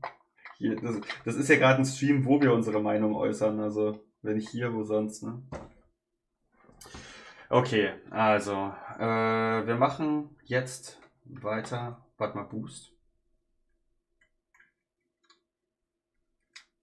Tiptube. Ja, danke. Tiptube fehlt uns noch. Leute, wir machen mit dem Tiptube weiter. Der Tiptube. Für alle von euch, die nicht wissen, was gemeint ist, das hier ist der Tiptube. 3 Kugeln rein, 3 kommen wieder raus. Wenn die letzte reingeht, dann werden sie abgeschossen. Kippt das Ding um nach vorne und dann kommen sie alle raus. 7,18 € auf Amazon. Hashtag Werbung. Ne? Leute, wo seht ihr den Tiptube? Ich habe ihn auch und benutze ihn halt kaum. Ich weiß auch nicht warum. Katapult, danke. Machen wir danach auch noch. Schade, dass es hier keinen Sound gibt. Kann ich machen, ihr habt nur vorhin gesagt, wir können mal kurz ausprobieren. Ich mache mal Musik an und ihr sagt, ob ihr meine Stimme gleich doppelt hören könnt, okay? Müsst ihr mir nur kurz Rückmeldung geben. Hashtag Werbung. Ne? Könnt ihr mich gerade hören? Wo seht ihr den Tiptube? Ich habe ihn auch und benutze ihn halt kaum. Ich weiß auch nicht warum. Katapult, danke. Habt ihr das gerade doppelt gehört? Falls ja, muss ich es leider weglassen. Ansonsten bin ich auch ein Fan davon, Musik im Stream anzuhaben. Wir haben nur vorhin dann gesagt, dass wir es lassen. Ich muss gehen. Ciao. Mach's gut, Graviban, gell? Danke, dass du da warst. Also, wir haben beim Tiptube jetzt eine 6, eine 10, eine 16. Also ganz schlecht. Oder 9. 10 oder 9, ja. Trackstray sagt 11. Katapult machen wir danach. 6, weil man Kugeln sammeln kann. Ja, es macht schon Spaß, ne? Ich meine, die Sounds von Twitch, ach so, ja, weil wir auf YouTube streamen, deswegen haben wir ja keine Sounds hier. Macht auch Sinn, ne?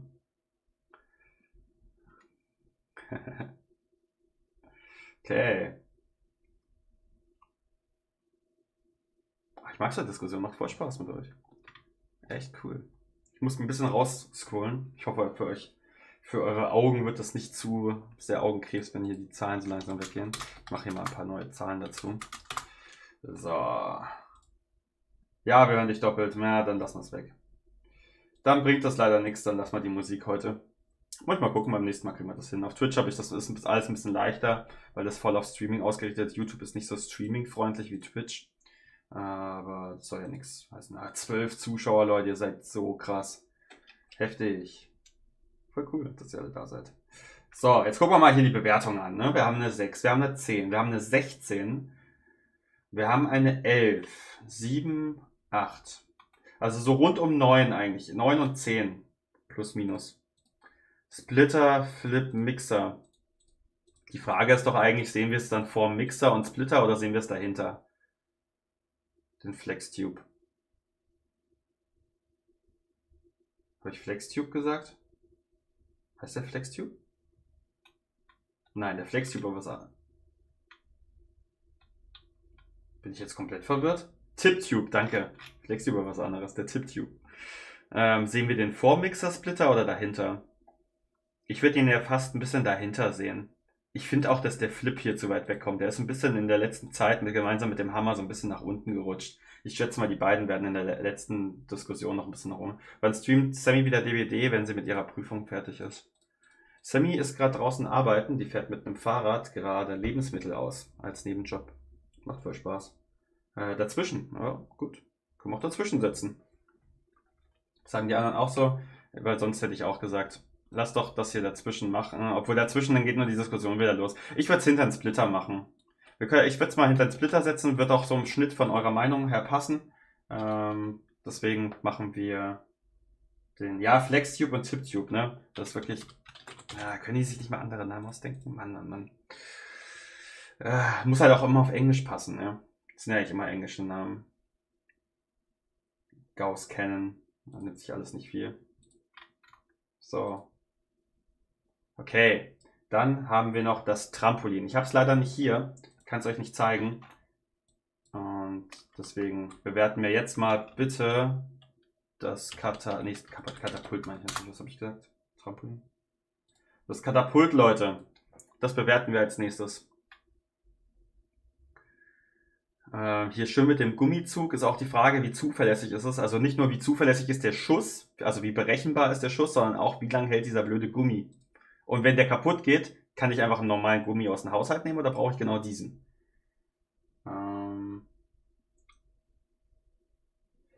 Die Schienen bei Tunnel und Brücken würde ich nicht mit reinnehmen, weil das sind so größere Erweiterungen. Ich weiß, was du meinst. Ich habe sie auch alle da, weil ich sie auch liebe zu verwenden. Aber das kann man hier schlecht bewerten, finde ich, weil das sind Schienen, haben ja nicht wirklich so viel mit diesen Erweiterungen zu tun, die wir haben. Deswegen würde ich es weglassen und heute wirklich nur die Erweiterung, also diese einzelnen Steine machen. Max übelst verwirrt ist so. Ich bin immer verwirrt. Gibt es eigentlich keine mehr? Gibt es nur 5 Booster? Gibt's nur 5 Booster bei Gravitrax? Oha. Okay. Katapult ist krass. Habe ich leider noch nicht. 30%. 16 sagt Traxtrail, also richtig schlecht.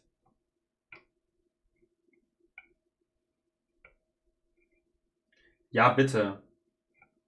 Ja, wenn ihr alle wollt, dass ich es mit reinnehme, kann ich es natürlich mit reinnehmen. Ich finde es nur schwierig zu vergleichen. Ne? Wenn ihr sagt, wir wollen das unbedingt mit rein haben, nehme ich sie mit rein. Dann hole ich sie kurz von hinten. Also, da will ich nicht der miese Peter sein. Okay, Leute. Was sagt er denn so? Hier zum Katapult. Ich habe jetzt bisher nur die Meinung von Traxtrail. 16, 17 sogar. So schlecht. Gibt's noch mehr Meinungen?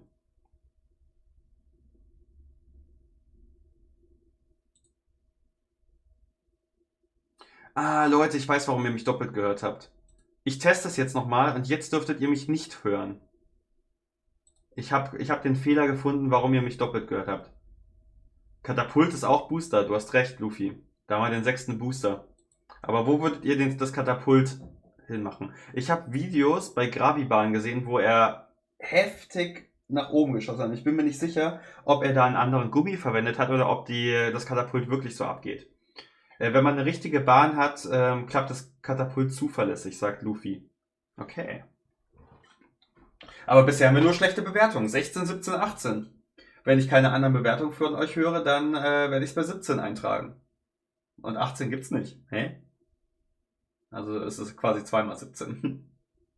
Letztendlich wird es immer noch ganz hinten landen, das Katapult. Es ist so unbeliebt bei euch. Ich hab's nicht, deswegen kann ich da leider nicht mitreden. Vielleicht haben auch einfach wirklich so wenige das Katapult, dass es deswegen so wenig Meinung dazu gibt.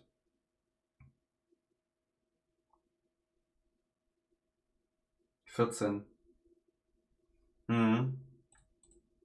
Also im Schnitt sind wir jetzt bei...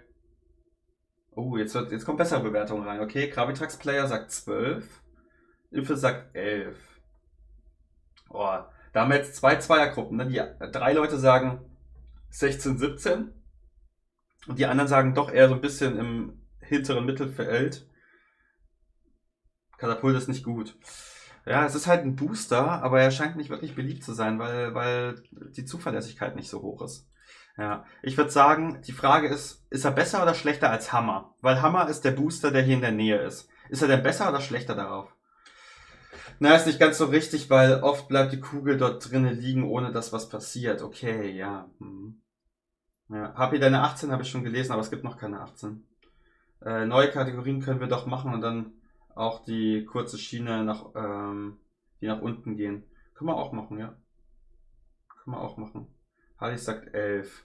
Okay, also, das sind ja jetzt wirklich unterschiedliche Meinungen. Deswegen hätte ich gesagt, die meisten sagen, es ist besser als Hammer, aber manche sagen auch, es ist schlechter. Deswegen müssen wir jetzt eigentlich nur entscheiden, kommt es vor oder hinterm Hammer.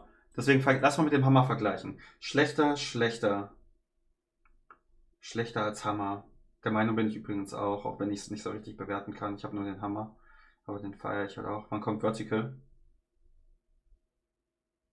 Ja, Vertical ist ja eigentlich keine einzelne Erweiterung. Die kleine Erweiterung vom Vertical haben wir schon gemacht.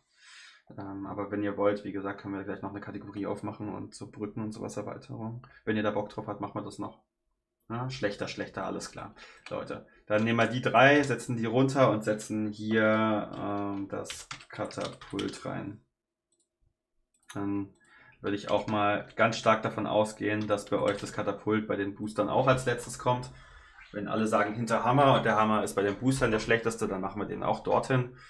Und dann haben wir jetzt noch, und jetzt wird es schwierig mit der Bewertung, weil das Teil halt wirklich komplett was anderes ist. Und ich habe ihn persönlich noch nie eingebaut, der gibt es jetzt auch noch nicht so lange auf dem Markt. Und zwar ist das Boards and Spinner, die neueste Erweiterung, die es gibt, kann 6 Kugeln auf einmal losschießen. Was haltet ihr von diesem Stein? Eure Meinung dazu? Boards and Spinner, eine neue Möglichkeit am Anfang die Kugeln loszuschießen. Wird vermutlich schwer hier eine Bewertung reinzubringen, weil ja, es ist halt ein Start. Machst du mal 24 Stunden Marvel und Stream? Nein, weil das Interesse von euch dafür zu gering ist und wahrscheinlich nur die ersten 2 Stunden die Leute zugucken würden und danach sitze ich dann alleine im Stream und das bringt leider nichts. Da gibt es eine goldene Kugel. Nein, das ist nicht richtig, Luffy. Achso, warte mal. Kaufst du dieses Jahr den Gravitrax Adventskalender? Ich bekomme den Gravitrax Adventskalender. Bekomme ich, ja. Also kann man mit Ja beantworten.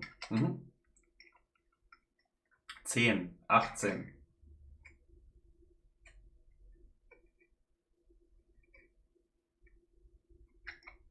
So, JB fragt Halis bitte was einmal. Fragt zurück was. Mach doch einmal Kategorie Starter. Wie viele Starter gibt's denn? 2, oder? Es gibt doch nur 2 Starter, oder bin ich falsch? Oder liege ich falsch? Es gibt den zum Draufdrücken und den Board and Spinner.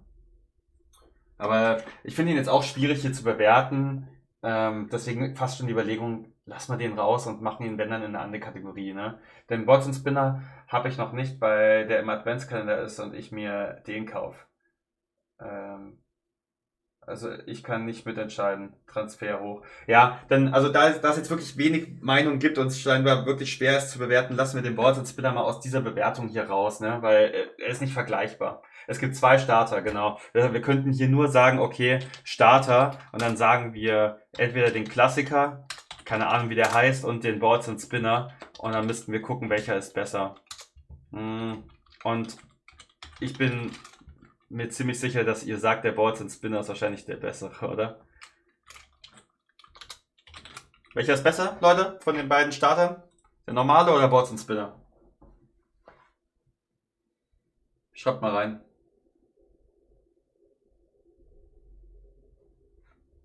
Weil wir können ihn nicht in die andere Bewertung mit reinnehmen.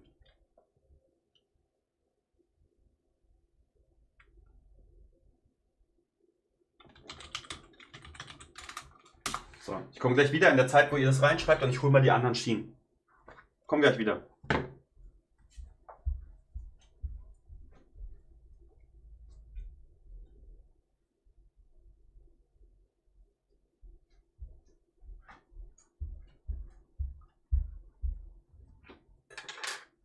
So.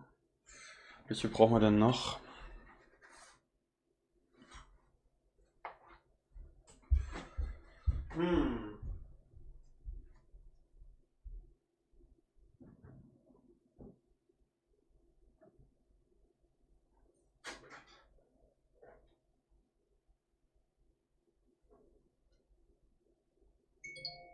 So.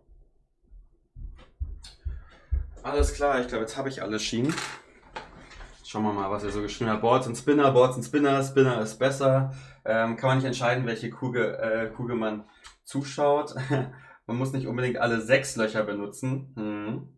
Das stimmt. Also, man ist mit ihm flexibler, alles klar. Also ihr seht ihn ganz klar besser. Dann teile ich das mit euch. Finde ich auch besser. Jetzt muss ich erstmal mein Handy hier leise machen. Wer hat Lust, Burger zu bestellen? Oh, Leute. So. Burger ist nice.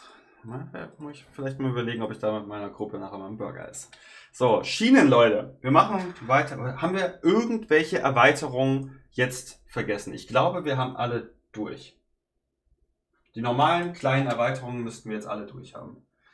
Deswegen machen wir jetzt noch weiter und nehmen noch die Schienen mit rein, die wir in den verschiedenen Erweiterungen mit drin haben, okay? Achso, ja, wir können auch erstmal diskutieren. Da gebe ich HPR gerade recht, dass wir vorher mal noch die Diskussion machen, was alles jetzt noch hier verschoben sein müsste. Jetzt will ich hier kein Durcheinander im Chat haben, deswegen würde ich mal kurz gucken, was ihr so reinschreibt. Transfer Looping vor Katapult. Also hier unten. Das ist eine relativ kleine Verschiebung. Die Diskussion würde ich mal eröffnen. Und zwar die 3 hier unten, in welcher Reihenfolge wir die machen. Ne, die hier, genau. Transfer und Looping vor Katapult. Also er ist der Meinung, dass das Katapult noch nach hinten muss. Deswegen gucken wir jetzt mal einheitlich, was würdet ihr denn hier noch in der Liste verschieben? Das ist jetzt ein bisschen schwierig zu koordinieren, aber ich weiß nicht, wie man es am besten machen soll. Ach, boah, kannst du mir einen Burger schicken? Nee, lieber nicht. Flextube hinter Spirale, okay. Flextube und Spirale haben wir vorhin schon mal ausdiskutiert. Die Leute waren... Nee, haben wir gesagt, machen wir noch, okay. Checkst du dein Ernst? Ist so. Okay, also ich bin auch dafür, dass wir Looping und Transfers noch vor Katapult schieben. Spirale höher. Können wir gleich machen. Machen wir erstmal die Sachen hier unten. Muss von hier unten noch irgendwas höher oder runter? Ich wäre auch der Meinung, dass das Katapult, also das Transfers und Looping ist doch ein bisschen geiler als das Katapult. Katapult ist halt ein Booster, ne? Das ist halt immer das Geile.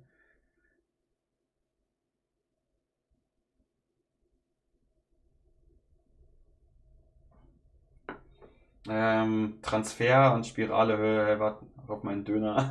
Den Döner hast du schon gekriegt, der war eine vergammelte. Mach einfach so, ist Kaskade gut, dann ist die richtige Stelle. Ja, mach mal so. Das ist, ja, Lukas, ich glaube, dein Einwand ist gut. Ich überlege nur gerade, wie arg die Verzögerung von euch ist. Aber ich glaube, bei der Kaskade müssen wir nicht mal diskutieren. Ich glaube, niemand stellt die Kaskade als bestes Teil von Gravitrax wirklich in Frage, zumindest in der Masse. Deswegen, das jetzt durchzufragen, ist für mich besser, jetzt hier eure Meinung kurz mal zu diesem Bild zu machen, was denn überhaupt diskussionswürdig ist. Dipper vor Vulkan. Dipper haben aber tatsächlich vorhin sehr viele Leute gesagt, dass sie den genau dort sehen. Also Vulkan war relativ eindeutig. Looping und Transfer vor Katapult. Transfer und Spirale höher. Also alle sehen den Transfer höher. Dann würde ich mal die Diskussion für den Transfer eröffnen und wir machen nochmal den Transfer, bewerten wir nochmal neu. Mach's gut, Gravit, schön, dass du da warst, ne? Mach's gut, ciao. Oh, ich kann jetzt Musik anmachen, Leute. Wir haben ja jetzt keinen doppelten Sound mehr. Ich will euch nicht die Ohren wegblasen, deswegen müssen wir einmal hier ein bisschen leiser das anmachen. So. Oh, ich weiß nicht, wie laut ihr das hört. Ich hoffe, ihr hört es nicht zu laut. Ich lasse es ein bisschen im Hintergrund laufen, okay? Okay. So. Desktop Audio.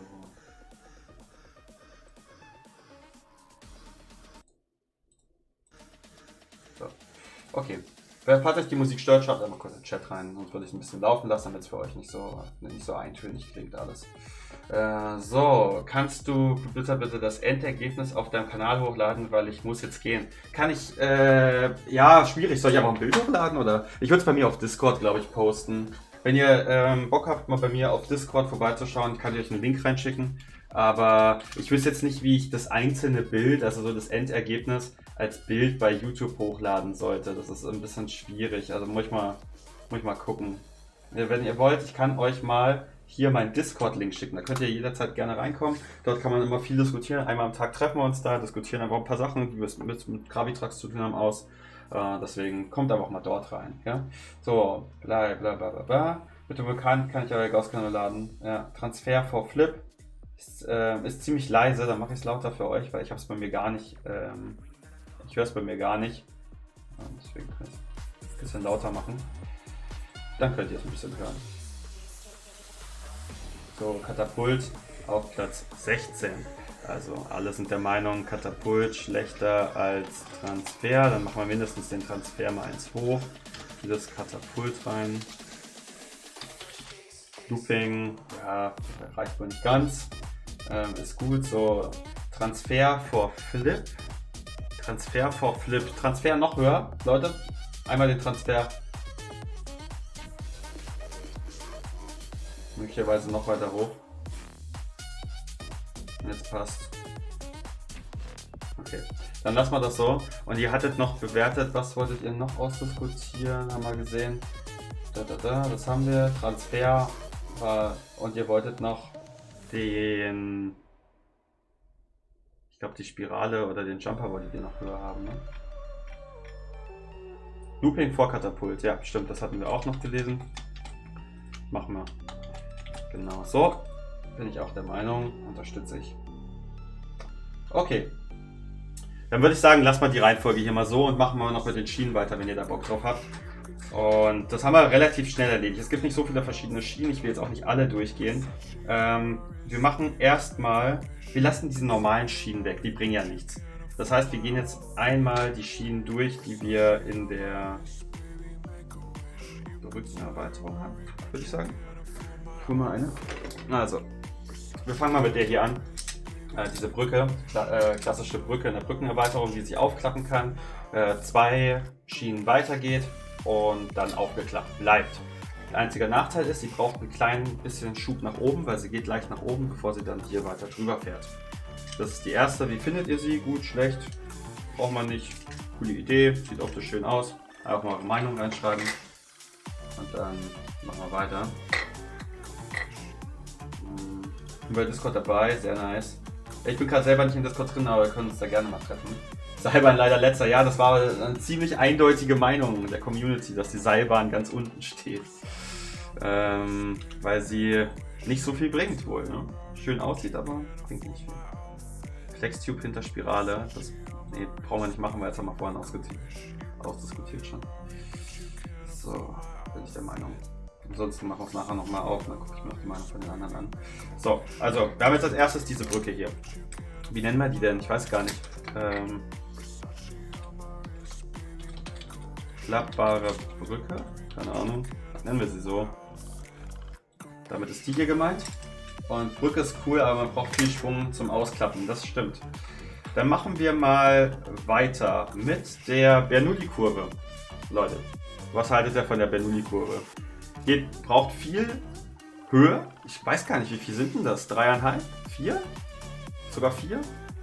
Ich glaube, es sind um die 4 Höhensteine, die sie braucht. Den Schwung nimmt sie allerdings komplett mit. So, also Bernoulli-Kurve vor, klappbare Brücke, ja oder nein? Jetzt haben wir es ein bisschen leichter, weil wir uns jetzt nicht so viel entscheiden müssen. Die Brücke habe ich nicht. Lohnt sich auf jeden Fall mal, ist sehr witzig. Aber bei den Brückenerweiterungen ist das nicht mal das Geilste, sondern die andere Brücke ist noch besser, die gleich kommt. Jetzt wollen wir erstmal eure Meinung hören. Bernoulli-Kurve besser oder schlechter als die klappbare Brücke? Ja, also ich sehe auch, die Bernoulli-Kurve in Kombination mit dem Looping ist perfekt. Ne? Ich finde die Schiene nur nützlich für Looping. Mhm.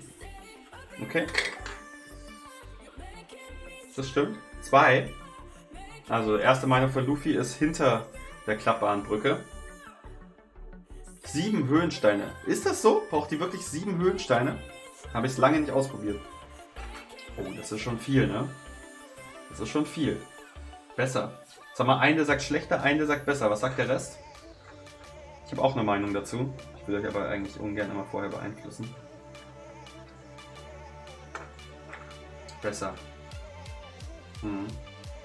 Okay.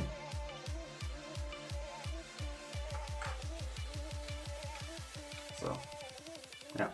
Ich bin auch der Meinung, dass die... Oh Gott, wie schreibt man das? Bernoulli-Kurve. Bin auch der Meinung. Na, die lange. So, alles klar, dann haben wir die erledigt. Jetzt kommt... Schwierig jetzt zu bewerten, ne? Kennt ihr die? Das ist die Schiene mit dem Loch drin. perfekt für Rennen oder für Murmelkämpfe. Die gibt es einmal so, dass sie nach oben geklappt ist und einmal gibt es sie, dass sie nach unten geklappt ist. Wir nehmen sie jetzt mal beide zusammen. Also die Schiene mit dem Loch drin und einer leichten Krümmung. Wie findet ihr die? Bau mal Looping im Rennen ein. Ja, ich habe das mal machen wollen und dann haben sie sich beschwert, das ist voll nicht Rennen-like. Formel 1 wegen fahren auch keine Loopings. Mittlerweile bin ich davon weg, dass mich sowas interessiert. Aber kann ich mal machen, ja. Problem ist, da verlieren sie sehr viel Höhe. Kann ich aber mal machen. Hinter so einer Bernoulli-Kurve geht es nach unten und dann in den Looping rein, bei einer langen Geraden. Du musst wissen, der Grund, warum ich die nicht einbaue, ist, weil ich die langen Geraden immer nutze als Überholmöglichkeit. Und eine Bernoulli-Kurve mit Spirale ist halt nicht wirklich eine Überholmöglichkeit. Das ist so eine verschenkte Gerade, die ich eigentlich brauche, um dort überholen zu können. Ich bin ja ein bisschen eingeschränkt. Wenn ich eine Formel-1-Strecke nachbaue, brauche ich die Geraden halt immer ganz dringend. Deswegen kommen die Loopings und die Bernoulli-Kurve ein bisschen kurz beim Anrennen. So, was haben wir denn hier? 3. Schiene, nicht Kurve. Hast du recht? Ja. Schwer einzubauen. Stellt euch das mal kurz vor. So, jetzt kommt irgendwas Großes von JD. Okay, cool, danke. Also ich probiere es mal einzubauen, aber meistens sind die Geraden bei Formel-1-Strecken sehr rar, also sehr selten. Und die 2, 3, die ich habe, muss ich immer ausnutzen, um dann parallele Schienen zu bauen, wo dann einmal eine langsame, einmal eine schnelle Schiene kommt und damit sie sich überholen können, damit ihr Spannung erlebt. Wenn ich das rausnehme, die Spannung, und dieselbe Kugel immer vorne bleibt, dann guckt es keiner mehr an. Und das nur, damit ich ein Looping einbaue. Gucken. Okay, ich habe jetzt nur eine Meinung bisher von euch, und zwar ist es die 3 von Trackstyle, der sagt, das ist schlechter mit dem Loch als die anderen beiden Schienen. Also, eure Meinung noch? Damit wir weitermachen können?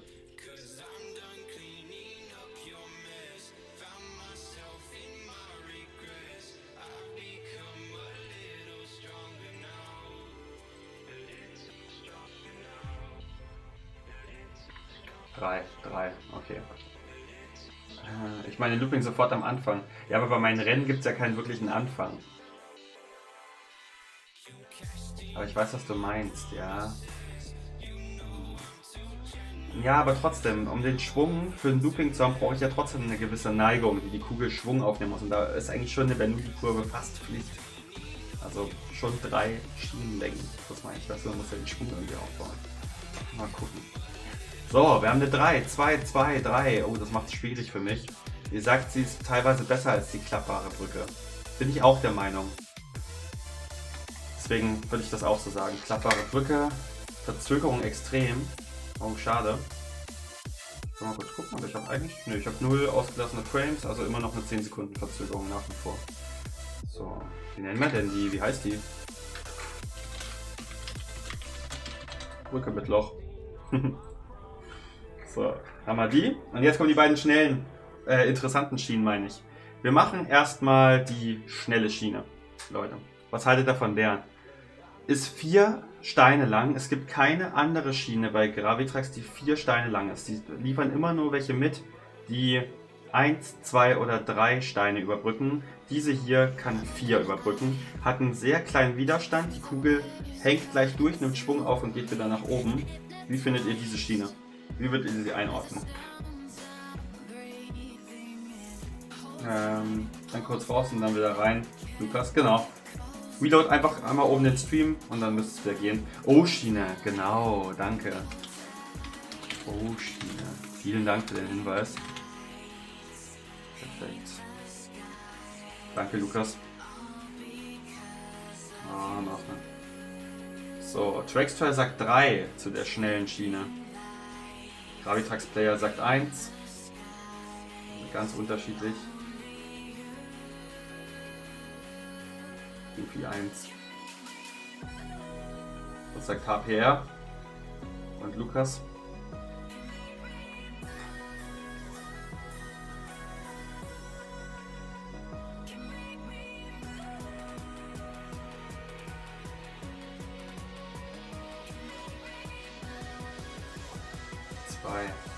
Zwei, 1, 1. Oh, das ist schwierig, ne? Also ich bin auch der Meinung, dass es eher besser ist. Und ihr könnt euch nur nicht entscheiden, ob es besser oder schlechter als die Bernoulli-Kurve ist. Trackstyle sagt auch 2. Also haben wir Ja. Lukas sagt, geht schon auf die nächste ein.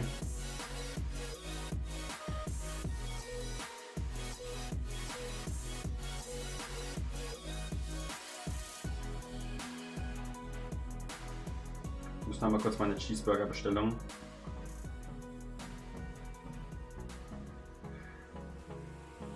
So, ich habe nur einmal kurz bei meinen Kollegen hier einen Cheeseburger mit Pommes bestellt. Ihr versteht das Lied. Klaus Schier ist auch da. Hi. Die sind super. Würde sie auf 2 stellen. Also wir reden jetzt gerade erstmal von der schnellen. Gell? Ich würde sie auch. Also ich würde die schnelle. Ich persönlich würde sie auch auf die 1 setzen. Ich habe jetzt sehr viele Zweier bei euch gelesen.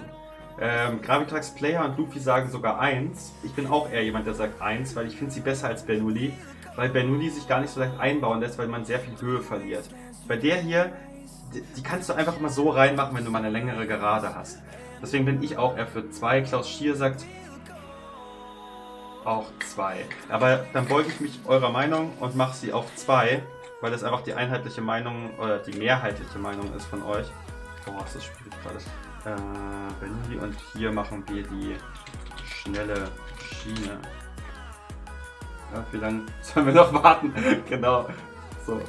Das ist wie Barney Simpson. Du, warte noch. Ja. Und wir schreiben es auch noch richtig. Und jetzt machen wir mit der langsamen Schiene weiter. Was haltet ihr von der langsamen Schiene? Wie geil ist die? Besser, schlechter als die schnelle Schiene? Ganz schlecht. Ich habe sie 4-mal. 2 meinte ich, okay. Also alles, was ab jetzt geschrieben wird, geht auf die langsame Schiene ein, sonst wird es für mich schwierig zu bewerten. Aber die 2 ist, glaube ich, schon in Ordnung. Eben. Wir haben die schnelle Schiene auf 2 gesetzt, hinter die Bernoulli-Kurve, die lang ist. Wir werden auch noch gleich über die kurzen Kurven reden.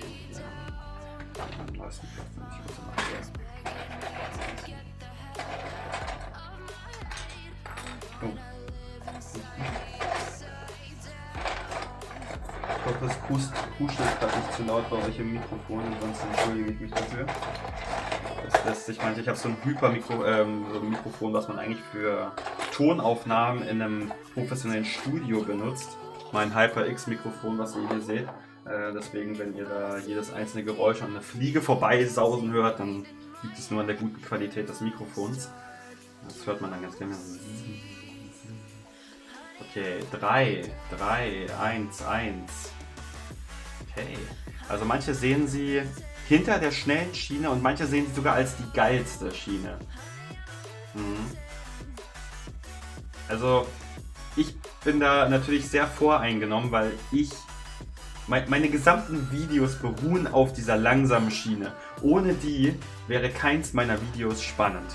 Ich brauche die, um sie parallel mit einer schnellen Schiene hinzumachen und dann ein spannendes Rennen für euch als Video zu gestalten. Deswegen ist natürlich für mich persönlich diese langsame Schiene auf Platz 1 mit Abstand das geilste an Schienen, was bisher Ravensburger rausgebracht hat. Die Idee ist super, den Widerstand außen herzustellen, sodass die Kugel sich deutlich mehr drehen muss, um diese Distanz zurückzulegen. Das ist genau das Gegenteil von dem, was sie hier braucht. Da hat sie fast gar keinen Widerstand. Und das verlangsamt die Kugel einfach wahnsinnig. Kann man darüber diskutieren, das ist ja voll blöd, wenn sie verlangsamt wird. Wir wollen den Schwung immer mitnehmen. Für mich persönlich in meinen Rennen ist es das Beste, was es gibt. Diese Schiene nennt man übrigens dünne und breite Schiene.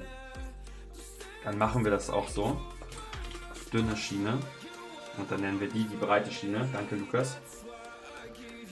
Jetzt haben wir 2 Einser und 2 Dreier von euch als Bewertung. Das ist im Schnitt 2. Also vor der dünnen Schiene. Damit kann ich mich auch anfreunden, weil ich sehe sie halt einfach nur vor der dünnen. Habe ich jetzt irgendwas Komisches geredet? Ich glaube ja, ne?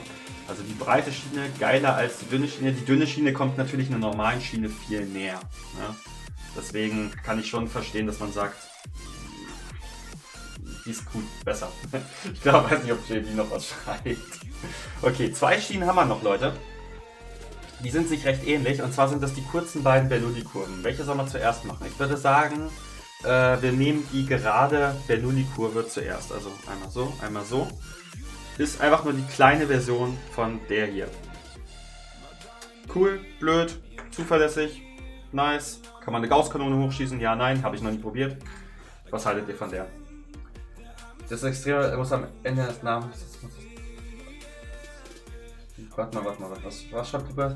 Das extra lang muss noch am Ende an den Namen, sonst nicht der... So, wir machen jetzt erstmal kurze Bernoulli-Kurve, gerade. Kurze, gerade Bernoulli-Kurve. Bernoulli-Schiene. Ja, du hast recht. Wieso nenne ich die denn Kurve? Bernoulli-Schiene. Hey, los mit mir. Alles Schienen. Außer eine. Das hier ist die Bernoulli-Kurve. Aber wir machen jetzt die Bernoulli-Schiene. Die kurze Bernoulli-Schiene. Genau. Das, was ihr alle sagt. Ja, leider nur in der Brückenerweiterung. Da hast du recht. Diese hier gibt es nur in der Brückenerweiterung. Diese Bernoulli-Schienen und die Bernoulli-Kurve, die gibt es nur in dem Vertical Pro Erweiterungsset und ich bin der Meinung auch in dem Speed. Ich bin mir da nicht ganz sicher, weil ich es nicht habe. Das wisst ihr bestimmt besser.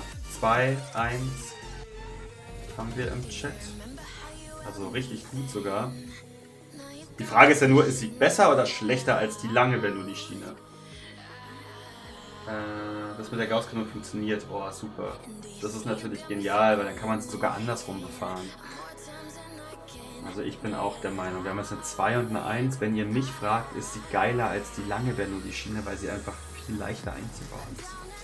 Ich meine, hier ist nur ein Stein lang. Also super. Und ist ein bisschen, man kann natürlich darüber diskutieren, die braucht man nicht, weil man kann auch einfach eine ganz normale kleine kurze Schiene nehmen. Auch in Speed drin. Super.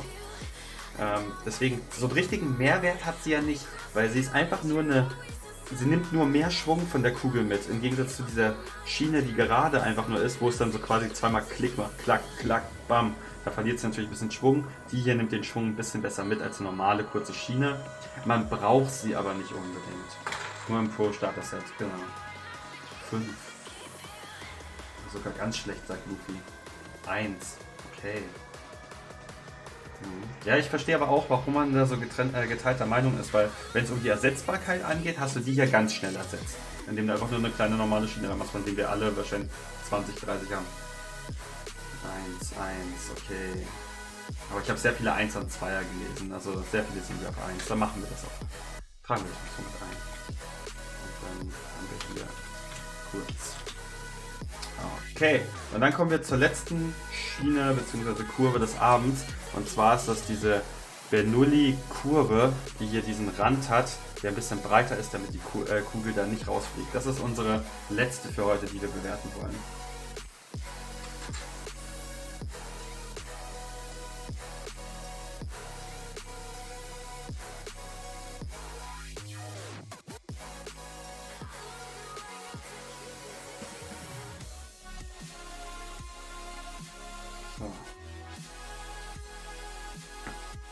Bernoulli schreibt man übrigens noch mit einem O, also Ben, oh Gott, ja, kannte den Mann nicht. Schreibe ich um, danke. Vielen Dank für den Hinweis. Wenn ich dich nicht hätte, Lukas, woher soll ich das wissen? So, also, die Bernoulli-Kurve, die kurze, Leute. Letzte Erweiterung für heute. Auf 1, auf 1. Die gibt halt was komplett Neues. Die kann man nicht nachmachen. Es gab vorher keinen Stein oder nichts, was es möglich macht, runter zu gehen, Schwung zu holen und das in der Kurve zu machen. Dafür gibt es nur diese Schiene hier. Und im Vergleich zu dieser Bernoulli-Schiene ist sie halt nicht ersetzbar. Ja, das ist ein riesen Unterschied. Du musst ja im Prinzip das Starter-Set Pro oder das Speed-Erweiterungsset holen, um diese Schiene zu bekommen. Das ist nicht so ein, ich bin in der Schule, lernt man sowas. Ja, ich bin schon eine Weile aus der Schule raus. Doch man kann 3,5 Höhensteine runter, kann die kurze Schiene nicht. So, ja, stimmt, das war die Diskussion. Ich habe jetzt schon, stellt euch mal vor, Punkt, und dann kam nichts. So, aber ich habe jetzt eine 1 von euch. Was gab es noch für Meinungen? Noch mehr Leute, die sagen, das Ding ist gut, das Ding ist schlecht?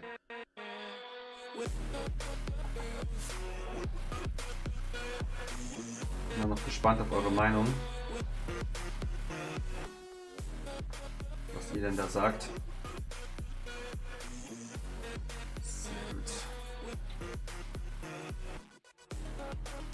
Ich meine Formel 1 mit Looping.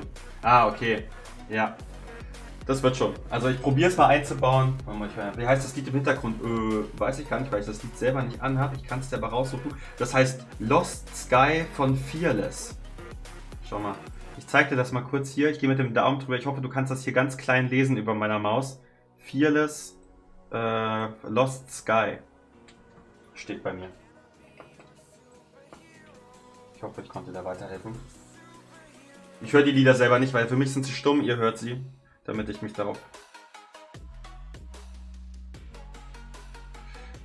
hier auf den Chat konzentrieren kann. Ihr sagt auch 1. Okay, dann nehmen wir die nach ganz oben und machen das, nennen das Bernoulli Kurve. Und das ist die kurze. Und das ist doch geil. Dann haben wir jetzt alles schön zusammen. Eine tolle Bewertung. Ich werde die gucken. Entweder stelle ich sie bei mir auf Discord oder weil ein Bild bei mir auf YouTube hochladen ist schwierig. Wie will ich denn ein Bild hochladen? Das interessiert ja vielleicht doch nicht so die Masse. Ne? Deswegen, also, wenn ihr mir noch einen Gefallen tun wollt, ich streame jetzt nicht so häufig auf YouTube, deswegen stelle ich euch einmal noch hier meinen Twitch-Link rein, wenn euch das interessiert. Was willst du trinken? Fanta? Ja, ist so. Ich trinke immer Fanta. Meine Kollegen gerade gefragt, so, was willst du zu deinem Burger dazu trinken? Ja, Fanta. Ich wechsle immer. Ein Jahr Fanta, dann trinke ich wieder ein Jahr bevorzugt Sprite. Cola mag ich nicht so. Kennt ihr dieses Gefühl, wenn man so mit den Zähnen so aneinander reibt und dann hast du bei Cola immer dieses das finde ich so widerlich, ne? Deswegen, ich bin nicht so der Cola-Freund. Hol mir mal Fanta, wenn ich die Wahl habe. Fanta oder Sprite. Meine Freundin ist so ein Sprite-Typ, deswegen trinke ich auch Sprite. Hol mir dann Fanta, wenn sie nicht dabei ist, ne? So, die kleinen Bernoulli-Schienen gibt es nur im Starter-Set Pro. Das stimmt, ja. So, da habe ich euch einmal das geschickt. Und wenn ihr mal Bock habt, über Gravitrax zu reden, dann treffen wir uns relativ regelmäßig, so alle 1-2 Tage bei mir im Discord und quatschen einfach über alles Mögliche, was mit Gravitrax oder irgendwas so zu tun hat. Wenn ihr Bock habt auf diesen Discord-Channel, kommt da einfach mal rein. Könnt ihr ja joinen, seht ihr, wenn da was los ist. Könnt ihr mitdiskutieren. Deswegen einmal hier auf der Seite meinen Twitch-Link und einmal mein Discord-Link. Ich hoffe, euch hat das Ganze gefallen. Ich werde mir jetzt einen richtig geilen Cheeseburger mit Pommes und Fanta gönnen. Und dann hoffe ich, euch hat das Ganze gefallen. Dann sehen wir uns, keine Ahnung, Formel 1 Video könnte ich fertig machen. Ich treffe mich morgen mit Steffen, also kugelbahn.de, treffe ich mich und mache das 3. Video für mein Turnier fertig. Müssen wir mal schauen, welches ich zuerst bringe. Ja, das, was zuerst fertig ist, werde ich hochladen. Außerdem kommt das Video ja sowieso bei Steffen, also bei Kugelbahn auf dem Channel. Deswegen. Also, wenn euch das Ganze Bock gemacht hat, ihr kennt das, Like da lassen und so weiter. Das ist ein Livestream, da mache ich das nicht. Hat Bock gemacht mit euch. Macht euch einen schönen Abend, gell? Macht's gut. Ciao.